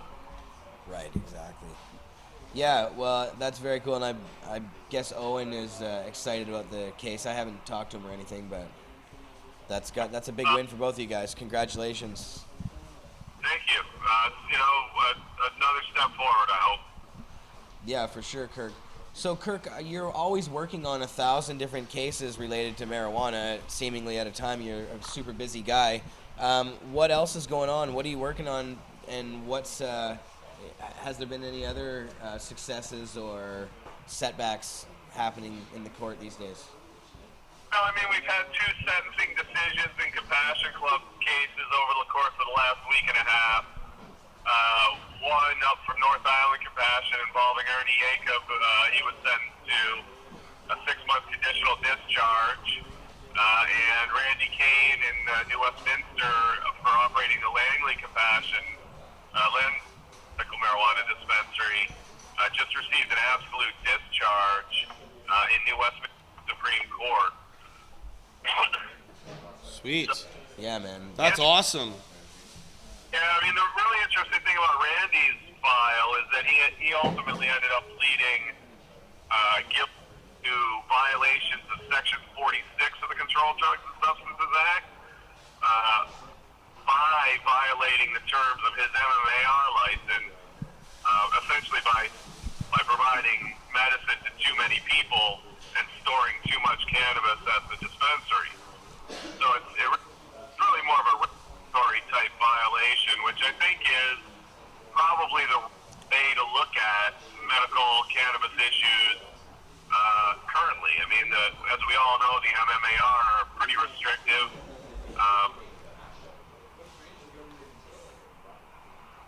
Cannabis people, I don't think you should be convicted of trafficking type offenses because the intent is to relieve some commercial gain. Right. Now, Kirk, we've been talking a little bit about the new Health Canada regulations, the MMA or the MMPR system that's coming in. Now, I wanted to get some of your take on what you think about some of these regulations. We've talked a little bit about this on the show before, but since we're doing a medical marijuana show and this is where we're going in Canada with these new laws, I mean, for one thing, are we sure that these are going to be the laws? Well, it is the government's stated intention. They've gone through as much of the regulatory process as you can go through without actually enacting the new regulations. So, I'm operating under the assumption that it continues to be the plan to implement the regulations at some time this year. Right, so you think it's going to be moving forward pretty soon here. Now, they have it slated for March 2014 to have all of the personal production licenses and designated production licenses removed from everybody. I mean, what do you think that's feasible? Are they going to be? I mean, this is going to be a There's court licenses battle. being given out till April already. Yeah, we had Jason Wilcox on the show, so there's already challenges going on here. Well, look, I think that March 31, 2014 date was intended to give the new system and the old system about a year to coexist, and I think the government probably expected to have already enacted the MMPR by now, certainly probably even by the end of March of this year. So my own sense is, and I don't base this on anything other than logic, than anything, is whenever they bring in the MMPR into effect, from then they will cut off personal and designated. Because now, if you apply for a license today, it's a 12-month license. You're going to get a license to produce for the next issue. Sorry, Kirk, we heard you'll get a license to produce, and then it cut you off there. It's good for 12 months, right? So I think it'd be a little on the one hand, issue you a license good for months and then cut it off prematurely. Exactly. So no one's got any shorter licenses yet. Right, exactly. So yeah, well, it should be interesting to see what happens, to say the least. But I mean, I just feel like there's going to be so much opposition to this removing people's licenses that it's going to be, you know, battling in the courts for a while, I'm sure. Or, Kirk's going to get paid. Yeah, there you go. Going to be a lot of people going to court, buddy. And speaking that, people should join the coalition, and Kirk's also got his. John Conroy's got his. Yeah, well, Kirk, you're part of the End Prohibition. What's that? Say that again? Oh, are you still there, Kirk?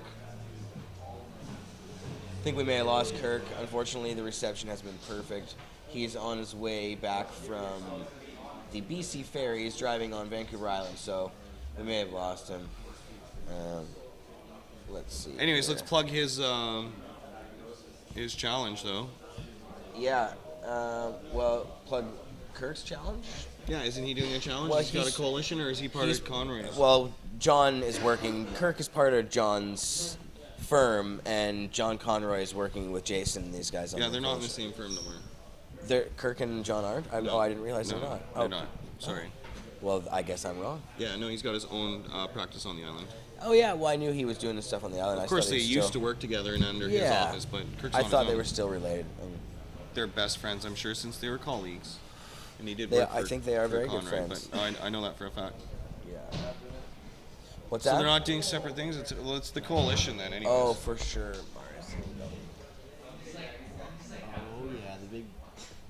Are we going to call him back, or that's it? Well, we should probably give Matt a try. Yeah, we might. What kind do you want to smoke? I brought some weed for my Medicaid. Well, we'll give Kirk Chocolate. one more. We'll give Kirk a call back. I know, but I'm real going to quick get Eric the suit to roll it. Ah. OG. Choose that one. stuff's good. The OG. I don't know what that was. VIP Oh, something. see, where's Strawberry. it? You held This out the is chocolate, cheesecake. did you? Yeah, it's see, the cheesecake one. I really still strongly believe that this chocolate is like sprayed with something. Yeah, no, it's going to his answer I don't machine. grow it. You keep saying that to me every time. I know, it but keeps winning cups. It keeps winning cups. And it's from DNA Seed, so you can buy it from them. And when people grow it, when anybody grows it, it smells like this? Apparently. Really? That's pretty amazing. If that's true, amazing. We gotta. I guess an easy way to test So you're gonna have to that. ask Rocky and not me. Oh. It's not like I grow it, produce Yeah. it, have anything to do with But that. if it was sprayed, do you think it should be allowed to go in cups and things like that? I could care less. I think if it wins a cup, that's between the grower and the people judging it. So, but he claims it's not. More importantly, and But we he said he'd get it had tested. Marco Renda on the show last week, and we had Al the Alchemist sitting in while we talked to Marco Renda on Skype or on telephone actually. Yeah. And Al was getting pretty hard on Marco Renda about testing on the strains that get entered into the contest of treating yourself, and Al was saying, oh, well, you should have some sort of testing to see what's in these things. But A chromatomograph. Yeah, but Marco, like I think Al's talking about like for pesticides or for all any. Well, of you that do kind of that stuff. when you do a chromatomograph. Right. So yeah. there's Whenever one- I've done testing at my dispensary, we do that. It tests for any other contaminants, actually. Very well. Then that's the way to do it, I guess. Marco thought that it would be too expensive, but Al was like, that should be done. It's not that expensive. No, it's not that expensive. About $500 per pop for one. If you line up more than one. If you do like with the lab with about like 12 or something like that, you can get a deal. Right. So would that be? What about the Cush Cup? Are you doing that for the Cush Cup? I never thought about doing it.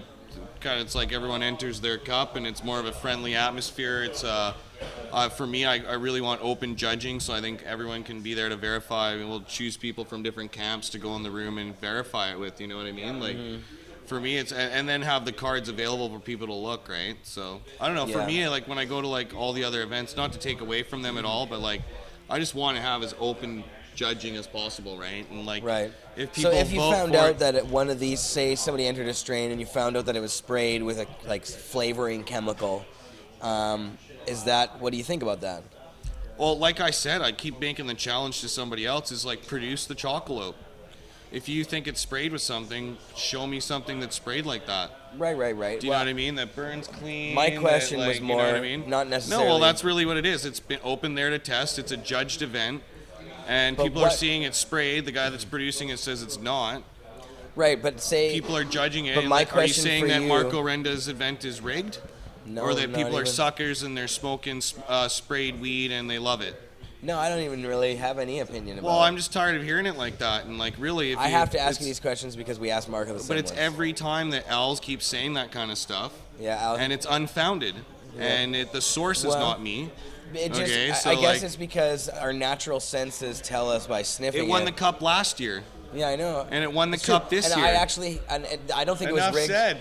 And I don't think it was rigged I'm at all. not. It's not my event. I don't think know? it was even And rigged at same all for because the- I helped count the votes. Yeah. You let me count the votes at the Cush Cup last year. Exactly. And so so- like we want nothing but like I don't even think it's like that. It should be like a camaraderie. It's like, you know, like Right. But my question was earlier, and I don't mean to be pressing, but I gotta ask if I you on had this one. found something sprayed. If somebody did enter it and you did find out that it was sprayed with something, would that be allowed in? No, it would be first of all be shunned. Right. Okay. It'd be like, hey, All right. that's the sprayed weed, right? So Right. like people Okay. are saying it was sprayed last year, but the fact is it's from DNA genetics. So Right. if you want to like, you know, take on Rocky, I'm sure you can get a hold of him, Rocky Mountain Kush. Right. And I So, don't want to you know, piss anybody off. I'm not especially trying to, Rocky, man. But hey, man, you know, and I'm not trying to piss anybody off. But we have to be honest about it, right? And so I Well, don't know. honesty is basically you call it what it is. If you think it's sprayed, then like, why is it burning so clean? But it is winning all these cups, so exactly, and it's winning then the cups. It has to be under and- some scrutiny. and it tastes delicious. It should be under some scrutiny then. There, you know, well, go hard though. But that was last year. It won last year, and you know what? Yeah. I find a lot of people criticizing it have like, you know, other friends that are entered into the cup, and they take it a lot more serious, you know. So like, Well, people you know, love it. That's what can definitely be said about it. Everybody seems to like it's it. got white, clean ash, okay? And I put the challenge out to other people because you know what? At my Right. dispensary, it's top notch. It's the only place it's available at iMedicate. So, like, and the reason is we got exclusive, right? And if someone else could produce it, obviously we're paying top dollar for it. Right. Produce it with this whatever spray you think they're doing it with, then produce it. It's got to pass all the testing. But if it was sprayed, you're at a medical marijuana dispensary. You don't want to be giving your patients. No, but what I'm sprayed saying is stuff. there is those products out there. Yeah. Okay, so if someone's Yeah. producing, Well, it's like a flavored this rollie sprayed or weed- whatever, right? Or we have sure. the- So we have the produce same that things for me. downstairs, I yeah. want to. If that's possible, And it might not even be anything if it's that's possible toxic. and organic, I might be into that. I find shitty weed all over the world when I'm traveling. I would Yeah. like to take a bottle of Well, that. and I'm not even saying that it's necessarily a bad I have thing. seen those booths. I I agree, have Maldy. purchased the Onus self is on you, stuff Jeremiah, to myself, so, produce like, some stuff that is sprayed that tastes like that. So Well, until then, you'll I don't have to. have to produce anything. If you're gonna keep asking questions like that. I can ask Yeah. any question I want. That's the job of a No, journalist. I'm fine answering them, but really, it's Yeah. like I'm not going to be a broken record. This is putting it down to rest. This is one. All If right. it's sprayed, There we go. if I found out it was sprayed, I'd be more pissed off the guy's lying and saying it's not. There we go. Do you know Well, what I Al mean? the Alchemist should 'Cause be it happy Could be a watering that process. that We're I all asked bros, you right? Yeah. in such thorough detail I went here. on his show. You look at the show. I watched it. I was in the chat. Chocolate, you know. And he didn't press ya. Not at all. We all respect each other. So Well, it's like- hey, it's not it's that I an don't. open competition. I have nothing but mad respect for everybody.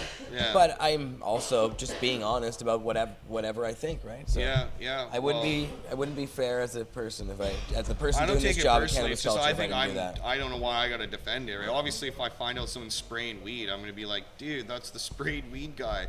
Right. You know, like so, like. Right, exactly. Just to be real with you, right? Exactly. But that's what I keep saying. It's like, oh, if that's possible, like produce it. Yeah, well, Show I me. would love for somebody to produce it and see what the fuck. But because it's it's super. Everybody loves the. Because you know what? There's so much shitty weed out there. If you could do it and it I burns really like clean and the- it's good. Look, I man, like the why little doesn't everyone label. do it? Because like I see a lot of like crap. Show them the weed. label on the cam. Oh, that was close. Show them the label there. A little higher, maybe? I must say I have experimented a little myself A little and have closer? not been able to come even close to anything like that. With the chocolate? Yeah, nothing's flavored like that. I've never gotten flavor like that. You know what I mean? Well, I don't know, man. So Well, so there you have it. I don't know. If anything, Everybody I'd has to say make that their there's own some sort of determination, I like guess, until there's maybe more a feed information. or something that would produce that sort of flavoring. I could see something like that, but once Right. again, you'd have to disclose Well, it. and but, maybe there's nothing wrong with that. And that's it's what I can see because it's really a flavor too, right? Like it's really Yeah. tasty shit, right? It is tasty. Like and It like tastes like and chocolate. it burns white ash. That's always what like That's a good it's indicator. so it tastes right? so It's much like chocolate that That's it's why just I like keep kinda it's like- hard to believe the plant can do something. like obviously, I question it myself. It's so fucking awesome. Yeah. Right? Tastes But like it's candy. like my main thing. You'll see my And there's videos. some Just cotton any candy. weed. There's some other thing that's out there. White that has ash, some white taste. ash, white ash, right? Because it's so good, so people can't believe that it's just Yeah, natural. that's what it is. It's just so damn good. Matt Mernagh. Let's get this guy on the show here. Trying to call Matt here. I don't know how the sound, Marius. You said the sound was bad on that last call. Oranges, it was so pungent. I agree. Well, that was the phone was pretty bad. Smell in the room. Oh, it looks like we keep getting a message machine with Yeah, Mr. Matt it tasted Mernagh. like Well, hopefully he's not creamsicles or stiffing us for the something. show. Orange creamsicle. I'm it was, gonna send him a Cossack text DJ's message. Shorts, the one I grew. And it was really good. C+, I think it was called, in California Orange. Dabathon, Dabathon, Dabathon! And so... Yeah! Crew's getting ready, buddy. Dabathon. Yeah, Dabathon! So what's going on with the Dabathon? I'm sure that was pretty loud. Dabathon. What was up with the Dabathon? Dabathon, well, it's a group sport where everyone's a winner. We all participate. It's kind of like, everyone just tries to go hard on the sublimator. We got the hammer in tonight, so Rico's not in town. He left back to Quebec City. Oh, really? Yeah, Oh. so, I'm just bored on a Friday night. People do... Sorry? Oh, yeah, Quebec City. That's where the factory is that makes the sublimator. It's an awesome multi-million-dollar factory. He's got an amazing Mexican restaurant with a huge patio overlooking everything. I just went there when I was in Toronto. Amazing. Seriously awesome. Like, just Quebec City actually reminded me of Paris. And I wasn't expecting the pastry. And when you go to Paris, that's what you go for, is the pastry. So, and they got good pastry and stuff there, too. I'm going to hit the bong again here. And they got the nice cobblestone roads, and it's just got that feel to it, old school feel. Let's see. I'm Everything's queuing like up the 50, bong 60 cam. years old here, maybe upwards of 100. There, things are a lot older, it seems. Bong cam. Is he Okay, on? I'm hitting the. Is he Okay, on? I'm hitting the bong cam. You want to get some beautiful butter? Well, I've already got this one loaded up. With what? With weed, but we can give away some more bong cam hits for sure. So you think I should just ban Chocolope and like slander them and? No, I don't say think it's that. great? I don't think anything. I have no opinion. No opinion. I get to ask questions too, Jeremiah. It is what it is. Tastes awesome, burns clean. Yeah, well, exactly. But Are you coming to the Cush Cup? Or are you sending someone else? me, I'm coming. You're of course personally coming. Yeah. Oh, if I'd have known that, I would have put in all the media. Well, what the fuck do you think? I'm gonna not come? I'm coming to everything. On the boat though, right? I'm coming on the boats. There's Cush Cup girls again this year. I'm coming on everything. There's also a fashion show. I keep forgetting to mention the fashion show. Fashion show, that's important. What's the fashion show all about? Expo. It's a big, huge fashion show at the Oh, Health Expo. it's still on bong cam. Lots of hemp gear and stuff like that. That's hilarious. Here, there we go. Got to keep remembering the fashion show. What? It is. So speaking of fashion, Karina is a fashion designer. Sweet. Well, Jody's Hi, the one Karina. helping out with that too, so. Definitely. Karina, my girlfriend, Karina, that is. And Karina owns philosophypink.com, Philosophy Pink Designs. Custom clothing designs. She has her own designs. I'm sure she'll have a few models wearing some of her stuff for sure at the show. There you go. All right. We'll talk. No, could you please help us? Love these on-air commitments. Yeah. I don't know what's going on with Mernagh. Matt's clearly living the life of an amazing novelist now. Yeah. Just high rolling in Toronto. I'm sure he's having a blast. He's probably in his orange prison jumpsuit, running through the streets of Toronto, loving life. We're gonna call Chris Goodwin. What was that? Was that a skateboard? Oh. Settle down, wood pushers. Wood pushers. Settle down. Yeah, we're gonna get. You know who we're gonna call here? Maybe we can get a hold of is Chris Goodwin. I love skateboarders, just so you know. Don't take that personally. But you guys are pushing wood. It's cool. I'm personal friends with Kevin Reimer, longboarder, world champion, 2-time. There you go. Check his videos out. VC Freedom's in the chat. Now, I don't know if that has anything to do with Vapor Central. Listen, bud, is anyone from the East Coast listening? Because maybe something shit's going down there. Where's Mernagh? Maybe something's going on in the East Coast. Yo, Chris. Oh, thank God, East Coast is okay. Yeah, I'm VC Freedom in the chat. Yeah, sir. Oh, you're now live on the air on Pod TV. Chris Goodwin. Proprietor of Vapor Central, Hash Mob, activist, Toronto. And what's up with Mernagh? Where's he at? I don't know. He's not answering running his phone. through the streets, buddy, in his red jumpsuit, promoting his book, Living Life Large. Today, I know, is his day off where he does his thing with his girl or whatever, and he's having a good day. But he said that he was going to be devoting. I promoted online. Like he was definitely supposed to connect with us. I may have been a little late. We were supposed to do it around 5, I think, but. I don't know, maybe I'm calling the wrong number. Do you have a number you could patch us through? Don't you have a direct line, like red phone directly from your brain to his or something? I could try and call the bat phone, we'll see. He's watching at home? Or you're the watching bat at home? phone. I don't know, I'm watching at home. You're watching at home. Send the pigeons out. Send out the pigeons. I'll see what I can do. Release the pigeons. Yeah, Send the signals. Maybe you can connect us with the elusive Marijuana. Well, let's promote the book for him. Let's pretend we're Matt Mernagh. Yeah, well, Chris, it's good to have you on the line, and it was awesome checking you out at TY when we were there. You came on Pod TV, and were an awesome part of the Pod TV Toronto team. And now we've been broadcasting. He hosted the best party in town, too. He sure did, actually. Vapor Central, Vapor off Central. the fucking hook party. Yeah. And we actually broadcast that party live on Pod TV as well. I found out after. Wasn't recorded, though. Holy. Yeah, so it was if you were watching it, you got to see it? Yeah, that's right. I know, I came back here and they're like, wow, that party went late. What do you want? Weed? There? How about some of the... Not the Chocolate. No, chocolate's right there. It's kind of Oh. in the lineup. Well, here, let's smoke that. All right. So yeah, sorry, Chris. I was talking about the TY, and you were helping us out there and the awesome party. Awesome party at your place, which was huge. But now you're going to be coming out to Vancouver, Chris, with your lovely wife, Erin, for the Cush VIPs Cup of the Cush Cup. Yeah, and they're the VIP Health Expo. guests. We can't wait to host them. Come on up, you two. That's right. That's going to be fun.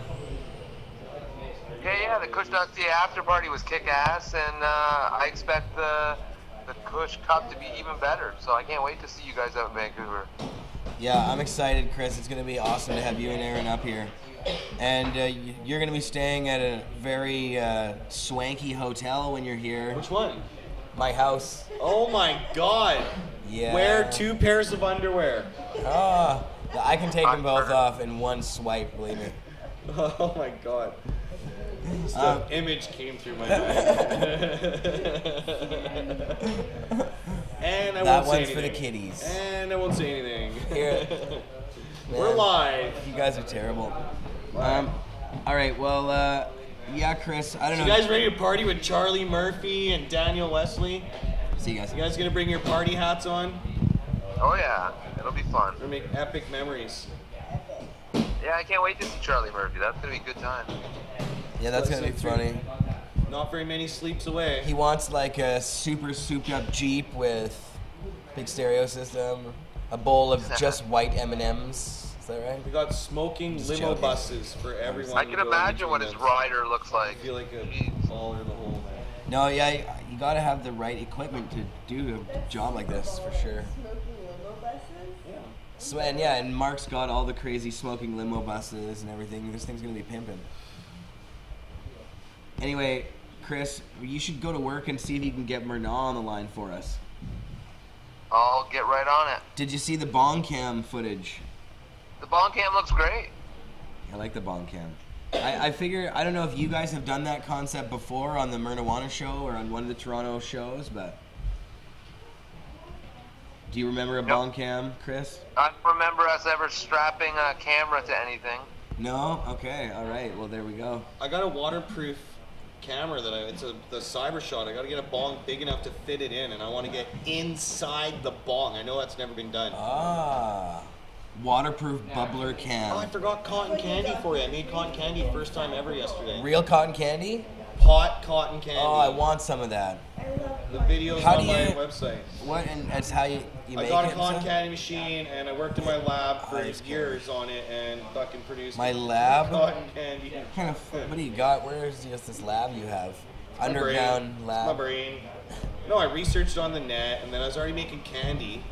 So for And your like a candy's Jolly pretty Rancher, popular. super potent. Do you have any of that on you? I'm not sure if I do. I'd love to have a little slice I of brought that. popcorn, I know that, but Oh. the Cush.ca crew down there probably took I it. want some of that candy. You waited too long to have me on the show, man. I was sitting I there for half an hour. really I was like 10 minutes candy. late, I got punished. 10 minutes late, you got punished. You were Yeah, allowed on the show. no sidekick deal today. Buddy. Yeah. I wasn't your little buddy. I'm sorry, I'll never be late again. What happened? I was tripping out. Missed all of that. Yeah. Yeah, it's a Korean and a Mark show. I was just trying to see if I had any other videos that I was supposed to play here, which I don't think I do. Oh, there was the one video at the end of the show, but besides that, we've done all our videos. So Smoke it's more 6 pot, o'clock. smoke more pot. That's what people want. Smoke more pot. And so I don't know if we're going to be able to get a hold of Marijuana on this broadcast, but Chris still there? Chris, are you still there? Yeah, I'm still here. Hey, buddy, you're still coming, right? Yeah, so maybe we should, Chris, maybe can you try and find Marijuana? Do you have his... I'm trying while we're on the phone right now, and no response yet. No response. He's unresponsive. Non-responsive. I can promote his book for him. MIA. Yeah, well, his book is... Took a couple years for him to make. He went Marijuana and, reviewed. Marijuana Smokers Guidebook is the name of the book. He personally went and reviewed many strains, photographed each one, and gives a review on each one to the best of his ability. And it's just an amazing encyclopedia of all different strains. Yeah. Bam! Should hire me. There you go. Amazon.com, you can buy it. What was its name again? The Marijuana Smokers Guidebook. And he will be at the Vancouver Health Expo, Cush Cups. It's going to be awesome. That's right, Matt will be out here. We were going to talk about Signing this on the books. show. He's doing the West Coast tour out here in Vancouver. He's going to be at the Vancouver Seed Bank and other places signing books. He'll be at our store signing books. That boy will get around. I'm sure he's going to be be everywhere. All over Vancouver. Everywhere. Like a pinball bouncing off the building. Couch to couch. That's right. And not just where he's sleeping. Yeah, somebody dropped their headphones over there. And we got a big joint here. So Chris, no go on your end with Matt, huh? No, he's not online on Skype and not replying to texts and not picking up a phone call. Well, I guess he just misses out on this one. So no Cannabis Champ. We'll have to talk to him, I guess, on next week's show or sometime in the future. How's the weather? Yeah, how's Toronto? Toronto's been nice, actually. 20-degree days. A little cold lately, but not too bad. Right after we left. It's nice here in Vancouver. It's beautiful here. Yeah, the sun's shining out there. So has anyone tried to beat me and Bubble Man and Urban Grower's record of smoking or taking the trippy stick on the edge walk? We want to see someone from Toronto do us one better. Smoke a joint or something. You got to smuggle it up there. The trippy stick on the edge walk. What the hell are you talking about? I went on the edge walk with Bubble Man and Urban Grower, and we smuggled up a trippy stick. They make you wear. You're jumping off the building. Not jumping. That would It's be like insane. strapped on or whatever. You're strapped on, yeah. It's Well, still whatever it is. Yeah, so it's the Guinness Book of World Records highest flying walk. off the side of the building. You're going on it next time for Swinging that off. that brazen attitude of yours. What did you do up there? You just go walk around and act like an idiot. No, you like stand on the edge, then pull back and stuff like that. It's all on video. You act like an idiot? Well, yeah, it's scary. I don't think anyone walking on the side of the building like that, your body's telling you to stop and go inside and asking yourself why you're doing this. Why are you making my body do this? Because they get you to do stuff like lean over the edge and shit like that, even though you're hooked in. It's like you just put this thing on, you don't trust it really, even though like your body's saying like whatever. Yeah, I right? don't know if I really like doing things that put myself in that amount of like unnecessary danger for no reason. CN Tower, right? Yeah. It's the CN Tower. We went It's up there. $200 to do it. It's And cheap. they have a glass floor, and I didn't even like standing on the glass floor. They said people have come up there and not been able to even leave the place, so they're like, glass congratulations floor for was getting fun. outside the door. I think I was jumping on the I was glass like, floor. oh, okay. It's super hot. Honestly, it's an adrenaline rush. It's super safe. I recommend it for anyone that has a fear of heights or anything like that, because it's awesome. Yeah, just get her Have you done been because you're bungee safe. jumping? You could, yeah. You've been bungee jumping. Paragliding, What's more thrill-inducing? By far, this is by more. Because This you're is doing more? stuff that, because you feel like you have no control. Then bungee jumping, wow. Oh, by far. You feel like you have control when you're bungee Bungee jumping? jumpers like this, where they're getting you to like sit down and push backwards to your feet are hanging over the edge, and then push your body back. Whoa. Okay, backwards. And they get you to do it forward. You put the rope in front of you and then lean forward. No, I wouldn't do it. Yeah, and put your arms out. So you gotta let go, because you just want to hold on to that thing for like dear life, right? Chris, have you done anything like this before? No. Would you? It's down the street from you. So we challenge anyone to go up there and smoke weed like we did. What do you think about it, Chris? Would you do something like that? Bubble Band smuggled up a trippy stick. We smoked hash up there. The video's up. Well, A I don't trippy know stick why is you like guys a even had problems herbalism. necessarily. I've been up the CN Tower with weed and oil before and a vape pen, and I've Well, never had them. No. They're worried about you chucking shit off the thing because you're outside of it. They also they strap in your carabiner so you don't pull that shit off and hop off for a little fucking I'm special, I'm gonna kill myself fucking rendezvous with the ground. Yeah. Would you do the swing off the side of the You don't really tower? swing, but you like push off and Well, it's when like you're more strapped control. on, you're swinging no, from but a rope. you gotta understand, they make you put your like legs and your arms out and they like search you that way. They do a metal detector. They make sure that you're not carrying anything. Your hat, they like carabine in it. I'm dead serious. It's like they're so scared. The guy cut the footage when he came to take the trippy stick away from us because he busted us 3/4 the way through it. Yeah. And he cut the footage from there until after when he's like getting us back in. And we got it back Why did he downstairs. cut the And he's like, footage? I'm not going to make a big deal because like the other guys didn't do their job. So he's like, I'm not going to get my other fellow like that was kinda workers nice, in though. trouble, right? And gave back our trippy stick and like that was that. We're like, yeah, Well, wicked so- video. But he took your video and cut the video out? Yeah, he had like one of those things on his head. Everyone gets a video part of the thing, right? A DVD, a but HD you quality got your shit own on it. video. No, we got his video. Oh. It's got us all smoking and stuff. You can see like we're switching it between each other, right? But from the point that he came up and busted it to the point when he went back, he went to the same position. He was smart. All right. He basically covered it up because he didn't want anyone seeing that we got past their security of chucking shit off. Right. If you chuck anything from up there and it hits anything, it's just They're like dead. Yeah, exactly. Or going through like Somebody a car. drops the trippy stick. It would be trippy Exactly. to have the trippy stick go So right we through weren't the doing it body. when we were hanging. We were back on the other side. So, but they actually have cameras on it that broadcast right down into the thing. So we were thinking when we were doing it, people are like looking at us in the the looking screen room or whatever they call it. Because they have like little cameras throughout the whole top of the tower. The viewing room. Yeah, the viewing room. So yeah. So there you have Spark it. it up. You got two fat joints, I man. know. All right. Getting slow. Whoa. Backing up the line. All right. We can't wait to host you, man. We had a really good time. Thanks for treating us like rock stars in Toronto. Vapor Central is by far the best location ever for a lounge. So we love you guys. Thanks for shutting shit down at 10 and having that private party. We know that you don't need to do that, and you guys are packed every night because you guys are so fucking awesome. So thank you very much from everyone here, and me personally. And for letting us have the windows open. Yeah, we had an awesome time. Yeah, it was just a blast. So can't wait to do it again next year. Throw down on the open window, repping. Toronto does things big. Oh, this is the chocolate. Look at that white ash.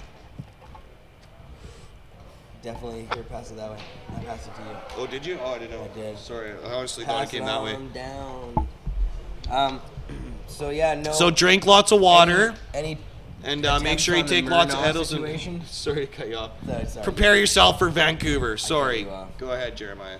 I cut you off, my friend. Yeah, I was saying Mernagh, wondering if there was one last hope.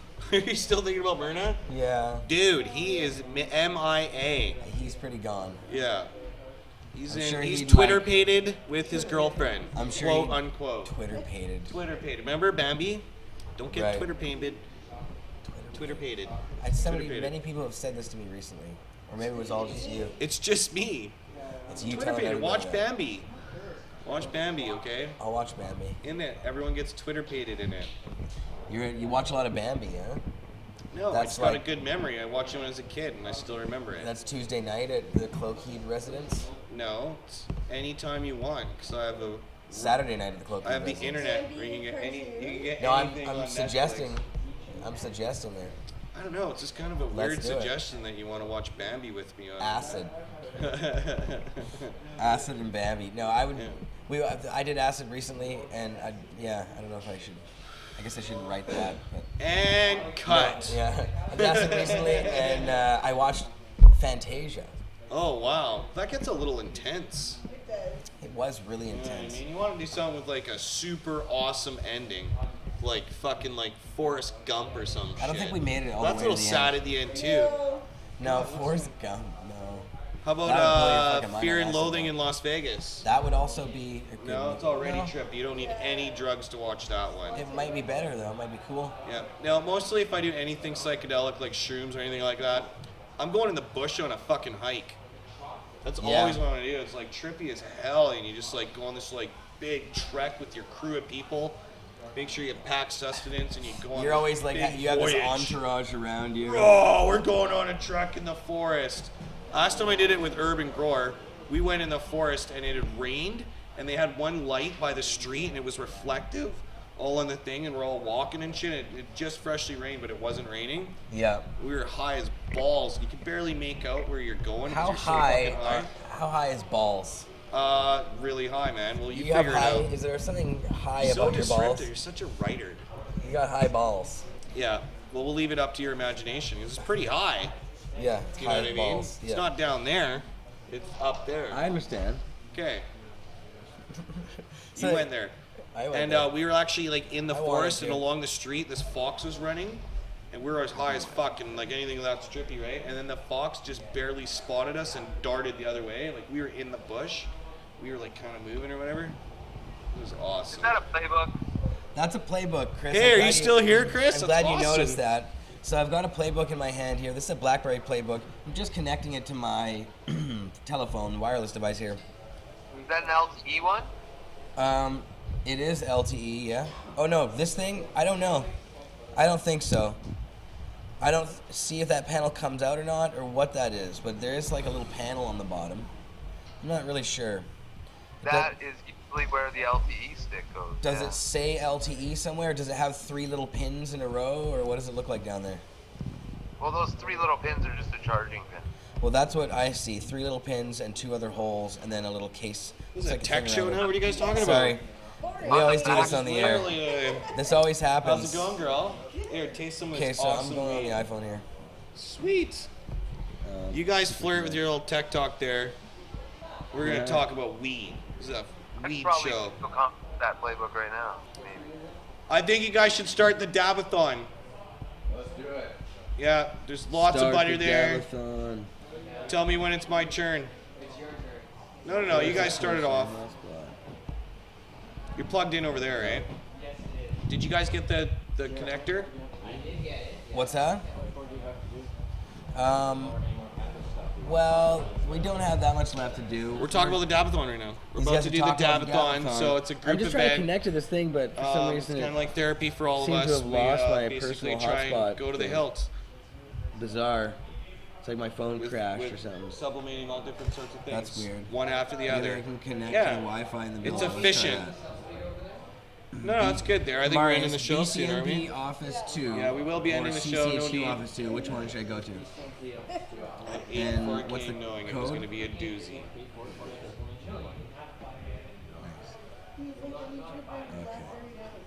There we go. So we can try and broadcast here. I was just going to play with this thing. I was going to actually go around and go through the building and show them the lounge upstairs and downstairs. Cool. But I don't know if we can do that with just the BCMP office too. It goes upstairs, doesn't it? The signal? Sure does. Once you get connected. Now it's connected. Where's the chocolate? I'm not sure. You tell me. I don't know, they both taste fabulous. I think that's a chocolate that tastes kill. Yeah, it's so good. I can see why it won. It does taste pretty good. but it has that chemically sort of edge to it, or maybe not chemically, but it's just so flavor tasting that it's hard to believe. So flavor tasting. Sorry, that's not very eloquent, but Not eloquent. You're You know what I describing mean? flavor. Tastes like it's very it tastes flavorful like to the flavor. point that you think it's sprayed or flavored Well, it somehow, tastes to which you me have not like been a able to flavored rollie. produce or explain how it happened. Flavored rollie, you know those. I've had lots of weed where I'm just like, holy fuck, this is amazing. Chris, have you had the Pink chocolate? Kush. It's got that really rosy flavor, overpowering rosy flavor. You've never had it? And like you're saying, No, the but California some- Orange or the C+, I that trust DJ it Shorts did Blueberry, the have blueberry. it. Claimed that it had tasty puff drops on it. So produce it. Tasty If anyone could produce chocolate or something of the same flavor, then that would really settle the argument right there, is what I've been saying. I agree. So, like, there's all these companies out there that got that stuff. I personally went out and tried some. It never worked or did anything flavorful or anything. It's just really perfumey. So difference between flavor and something smelling like it is what's the difference here. Chocolate tastes amazing, and it burns clean. So, and the grower claims that it's growing and it's available at DNA Genetics. So, Look at this. So I've got this up as another cam now. and you can test it.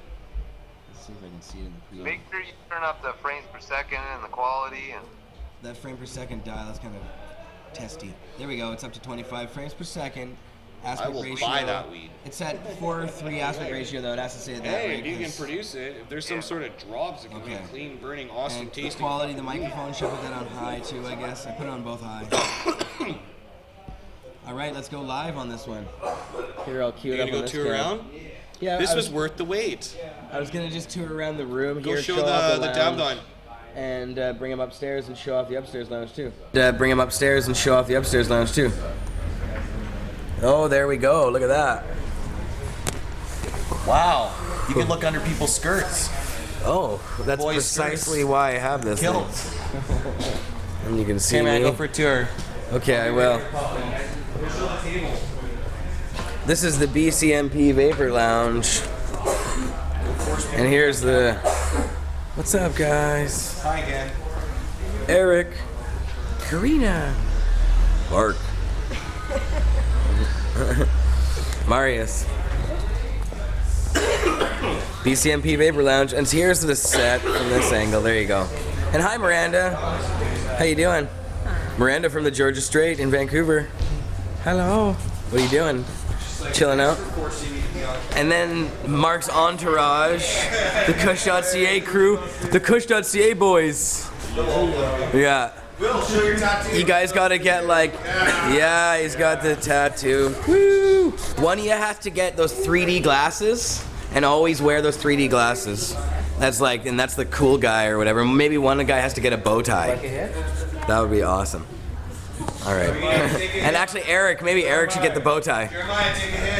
Out of what? Oh, out of the giant sublimator. Woo! The suit. The suit list right now. And what's up, Luis? What's going on, man? Not much. Checking out the Dabathon. I hear you're next on the sublimator. I'm gonna hit the sublimator now. People's calling your name. I'm gonna hit. Yeah, we're live streaming right now from my hand. That's cool. This cam right here. This is the cam live on Pod TV. Yeah, I know. Hopefully it's working. Hey, Marius, is it working for everybody? Where did Marius go? Oh, very quick. Hopefully it's working here. I can go to the chat here and see if it's working. Yeah, hey chatters. Now I can actually see the chat. I haven't really been able to see the chat at all during the show, but I can see it now here. Nice. Awesome. Okay, that's what we're gonna dab on here. Dabbing both of them? Holy motherfucking shit. Alright, let's do this shit. Alright, and we're hitting out of the big Redbeard unit here. Redbeard glass. And it's the Sublimator Crazy Nail, the hammer of the gods, is what we're calling it. Here, I'll record you. Yeah, okay, you can be the camera guy. So people in the chat have taken over the camera. There's Jeremiah, ready before Go to... for a small one first. Alright. Let's pan out a little bit. There you go. Look at Jeremiah going. Well, there is a BlackBerry playbook on my hand and response to the East Coast smoker. ready for this one? Good. Let's do this shit. Well, let me see that. Let's close up on that. That's the next Jeremiah dab. 6, 6, 7, 1, 1, 3, 2,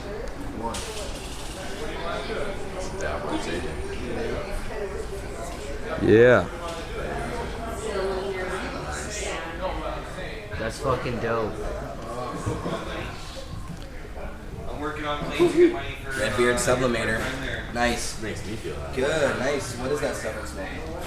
Yeah, well, I'm sure I can get delicious. before I start getting money. Tasty. Don't think it's enough. Nice. There you go. How's it look? It looks pretty good. Nice. I love the blackberry. Commenting. Awesome. That's what we're smoking. Wow. Nice. Puffin'. Cool. Thanks, boys. That was awesome. Now I need a drink me here. I'm thirsty. I'm gonna go do that. Okay, well, let's cruise over here. This is the Vapor Lounge. Like, check out these windows here. We don't often get a chance to really show you guys around the lounge here and how beautiful this place really is. It's quite a beautiful space, actually. It's pretty awesome. And it's because of these giant windows here that go out to the street. And there's the back of our sign. But there's the crazy park across the street. That's the War Memorial, Victory Square Park. This is on Canby and Hastings. We call it the Pop Block. Here's our lounge. And that's Ray. What's up, Ray? Working. You're on Pod TV. I Pod TV. And that's Willie Dog. Willie, run! He's so guilty. He's always guilty of something. Ray, I'm bringing the camera on the experience here at our lounge, and I would want to purchase something. I'm really thirsty. What do we have here to purchase? Look, we got a bunch of candy and stuff. A soda and juice Well, I kind of like iced tea. I'm a Snapple kind of guy. I think peach or lemon. I think peach. I'm definitely going for the peach. Peach. Hi, Karina. Hi. How's it going? Nice. That's good. Enjoy. Oh, good. Hopefully I have money on me here. Oh, which I might not. Hey, you got any money on you there, girlfriend? Sugar mama? Yeah. Oh, that's funny. I think you're from. I don't. Yeah. Yeah, I'll hook you guys back up in a little bit here. On camera. You guys, yeah. Nobody else is allowed to do that. I'm gonna drink this. You filmed this whole thing. Jim, you guys throw that back there. Sorry. Shut up. Would you mind tossing that on the ground, maybe on a chair over there? This is getting filmed straight to Jody, isn't it? Oh yeah, Jody's probably watching. Straight ahead. You're gonna be like, I'm just giving shit away, Jody. Here, have some Skittles. I'll settle up. And so here's the lounge out the window. Pretty awesome. It's pretty dope. All right, so let's go outside. There's Karina. You got the Snapple? I got it. All right, so here is the hallway of our crazy Empire building here. 3 stories, going up and going down. And the walls are completely covered in David Malmo Levine. That's who put up all the stuff up. Everything was thrown up by David Malmo Levine. It's a crazy history of marijuana. This is just the hallway. He's actually got a museum, of course, the Herb Museum. What's up, guys? How's it going? There's lots of people coming up the stairs, always here. How's it going? You guys are on Pod TV. Hope you don't mind. Oh my God. All right. We're spraying shit on people. Whatever, that's how it goes. It's kind of public. It's a private thing we're allowed. Here's the museum, just part of the museum. That's, you know, you guys might have seen this before. We've done things. It looks pretty good here. Hi, Karina. Hello. Oh, there's nobody here. Nobody's sitting on the red couches. But, well, back here at the desk. Are we still filming? Yeah, this thing stopped when we went up to the museum. Couldn't get it back after that. It was So, awesome though for that's what you about got, as man. fast as It was really cool. Yeah, and unfortunately I should have hooked up to my iPhone. We'll deal with that later. This was our first time kind of thing. Screw It was around. awesome. Shouldn't have been on wireless. Figured that might happen. Well, there you go. At least we know we can do some cool mobile stuff with this. I know Chris is still on the line. Hey, Chris.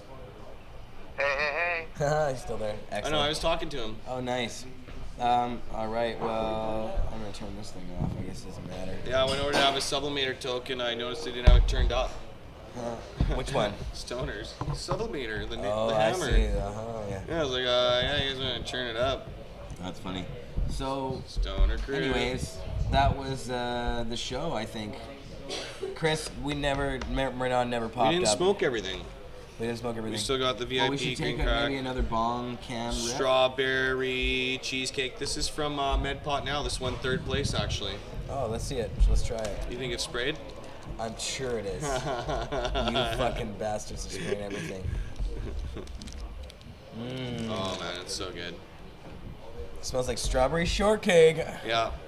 Must be dipped in strawberries. Oh, and man, that cheesecake. smells so good. See, that does not smell sprayed in any way. That I'm glad smells you're like an expert. marijuana. I really want I you am to a get fucking spray expert. and make it. That's what you need to do, Jeremiah, is Yeah. start making spray weed and show us that you could replicate it. I'm not saying it's sprayed. You just did. I Like never you did. say, you're saying you're an authority on smelling sprayed weed. So spray weed and show me what it I'm smells not like. an authority Give me on smelling as sprayed like a dog. Give me your. But I have smoked a lot of weed. Give me your control. And so, after Give me smoking your that control much, that I you're would say basing this that on. The control? Well, let's maybe. Yeah, you always gotta have a control in anything, right? You're right. So To get where's you're empirical saying evidence- spray weed? You're obviously You're a right. sprayed weed expert. Until Where's it's your tested, control? Until there's some evidence. I didn't even say that it was sprayed. I'm just saying that there's speculation that it might be. And I'm not even, that's not even my speculation. I'm only asking that because Al was pressing Marco about it, and I said that I would ask you about it as well. So, to be fair to Marco, I thought I would ask you about it about your cup, as well as we were grilling him about it on his show. Oh, you guys are sweet. Well, there you go. I'm just trying to be fair here. Okay, well, I'm defending it vigorously. Awesome. So that I'll never be asked ever again. Okay. No, I'm There you joking. go. I don't care. I'll answer it again. It's Yeah. awesome. It's great weed. It tastes delicious. It does. It's good. And if you can make sprayed weed that tastes Hey, man, if delicious and people burns like it, clean, I and will if there's buy nothing it. wrong with it, and it doesn't burn you, then I'll what's buy the a 20 problem? bag, man. I love it. But if it is, you might want to tell people that, especially if they're patients. Definitely, But and anyway. we've been clear with that with him, and it's up and down. Last year he won, right? So we've already been through this. Yeah, You too. and you know what? I love all those guys. I love Rocky, and obviously he's got a really fucking. When popular- champions win the cups and they win the belts, what happens is people hate.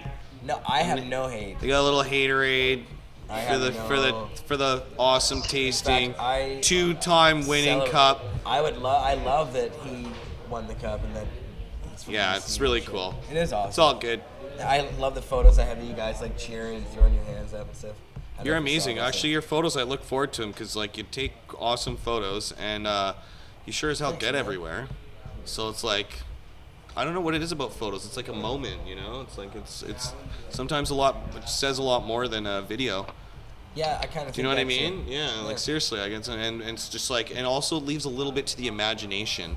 You're right. Do you know what I mean? That's why I'm just like, hey, open mouth smiles, right? And it's like, looks like these guys are having the fucking time of their lives.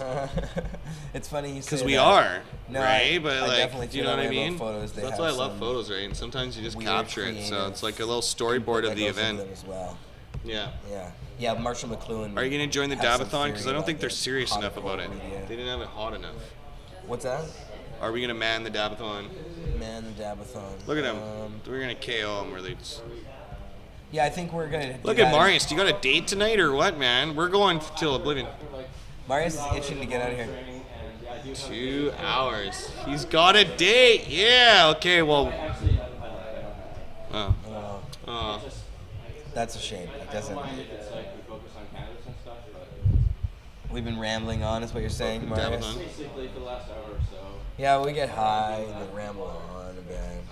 I guess that was fun. All right, that was a great show. That's was a ending great on show. a super positive note. No, we're gonna do another hit out of the bong. Okay, one big. here. No. We're doing another bong rip. What does everyone on the chat say? Yeah, unfortunately, I don't know.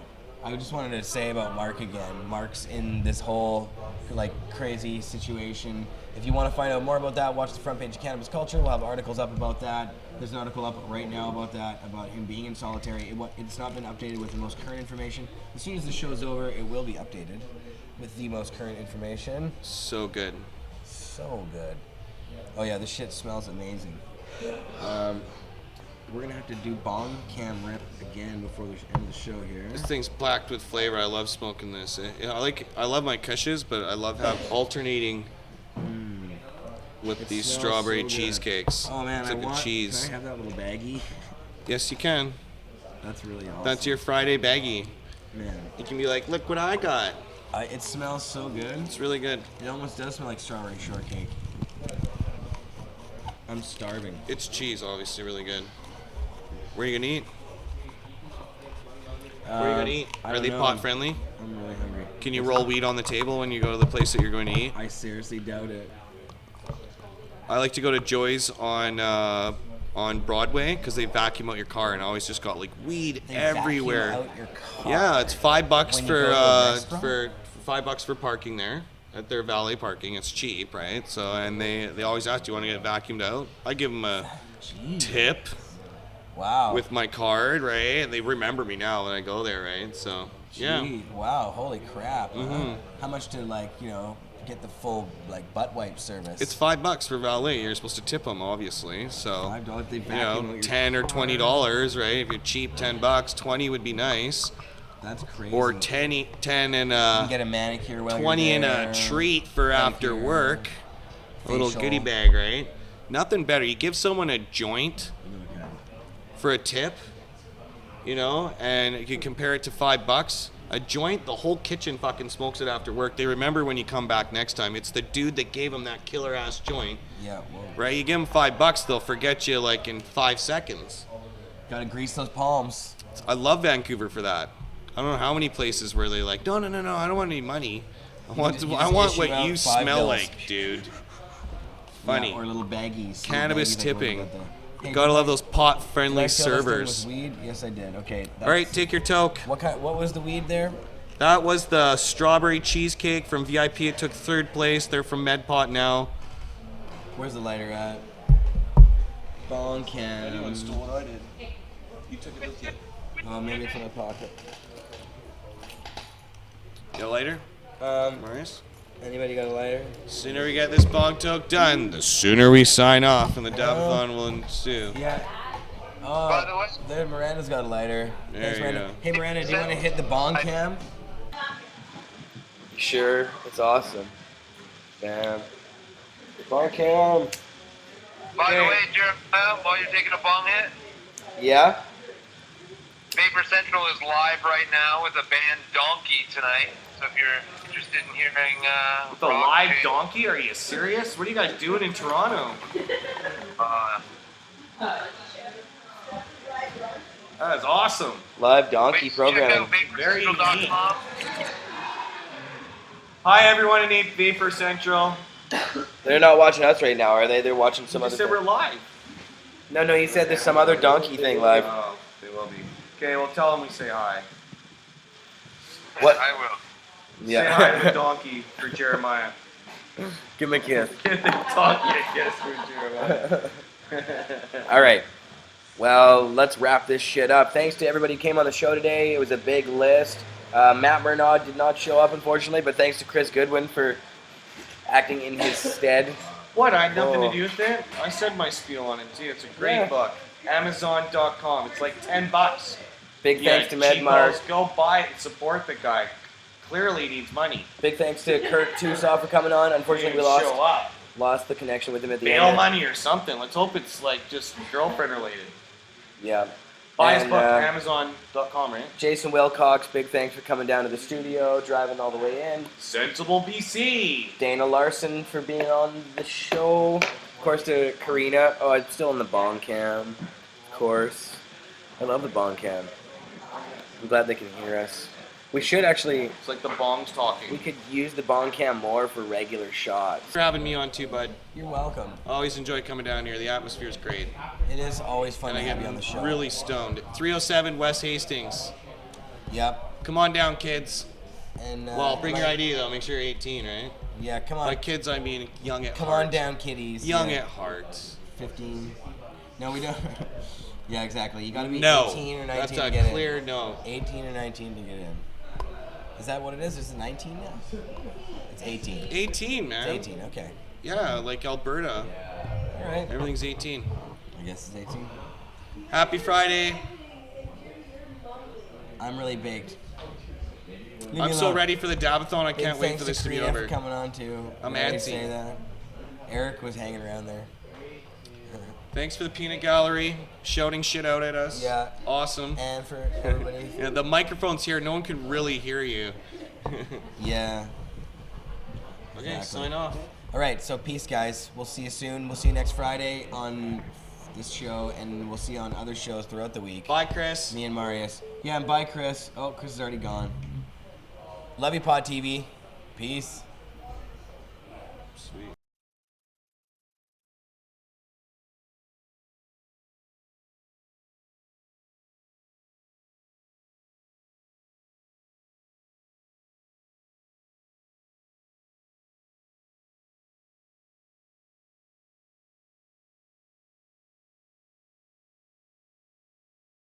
And so on. Okay, welcome back. This is Jason Wilcox here with John W. Conroy, QC, lawyer for the Coalition Against Repeal. Here, we covered his speech. Beautiful speech on legalization, beautiful speech on the medical aspect as well.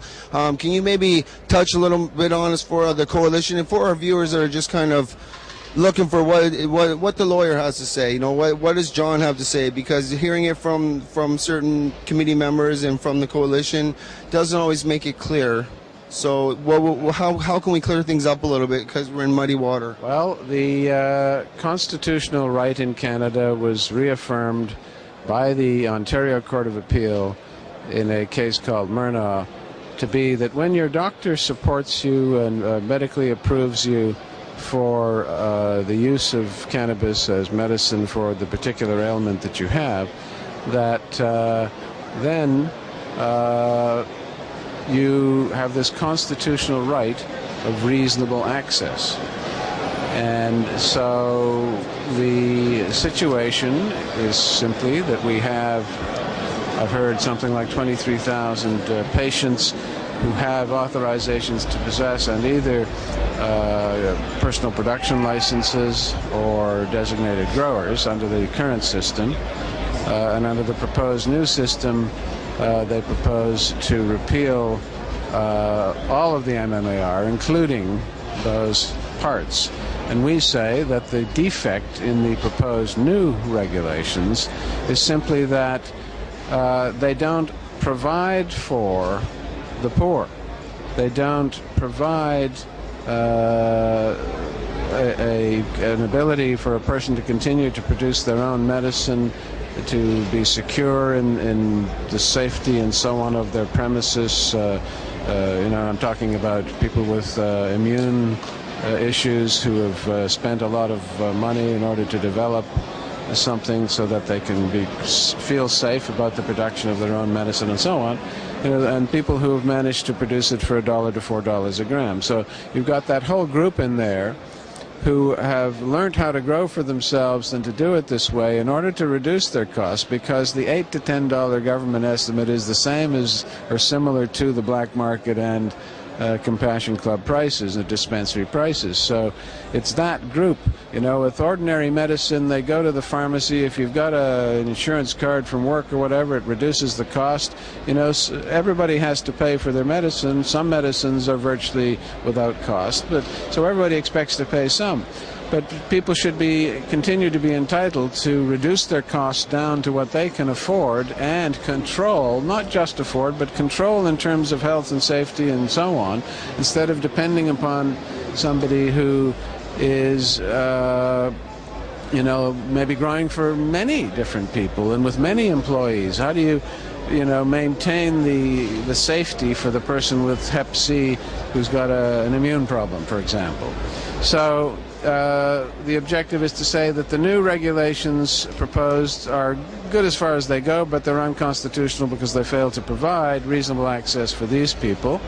The old regulations, yeah, they're a pile of, you know what, toss them out, but not the personal production part. And that's the only defect in the new regs. So all you have to do is take that and put that there, and we're in business, and everything should be fine again. So you know, we seek a declaration of unconstitutionality, and we seek to prevent the repeal of the PPLs particularly, and to freeze the situation, hopefully get those declarations, and then the government's given, the convention is up to a year to try and fix it up and make it constitutional, the obvious easy thing to do.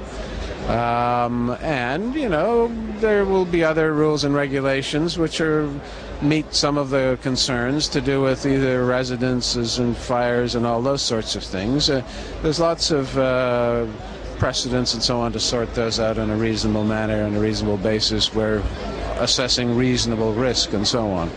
So that's the hope.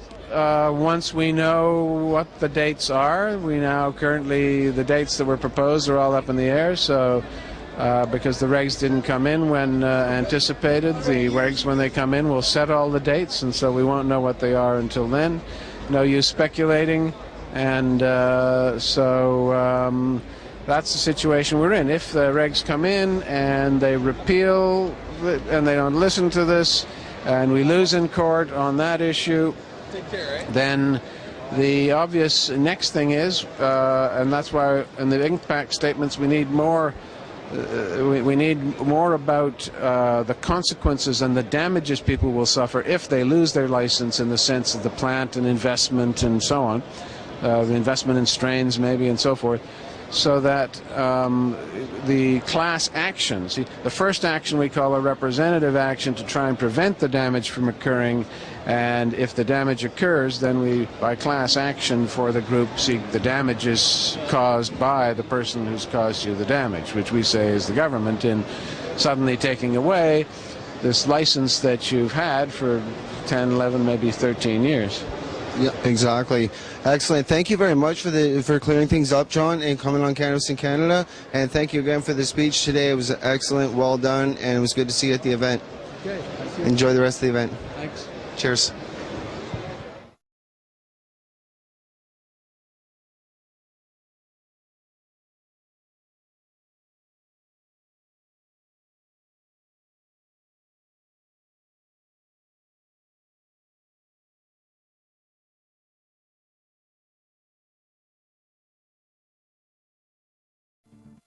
Business is blossoming at a hydroponics shop in BC. Sales have been smoking hot ever since 2 U.S. states legalized marijuana.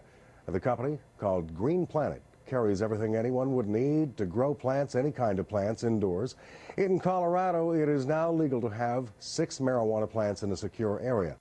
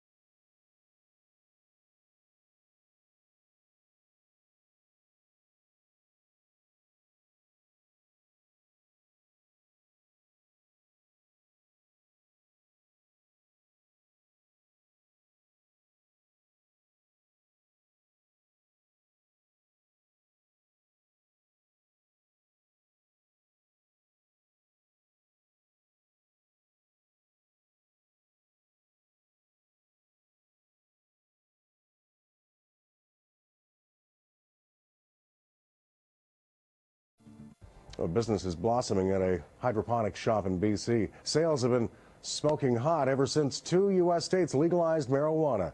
The company, called Green Planet, carries everything anyone would need to grow plants, any kind of plants, indoors. In Colorado, it is now legal to have 6 marijuana plants in a secure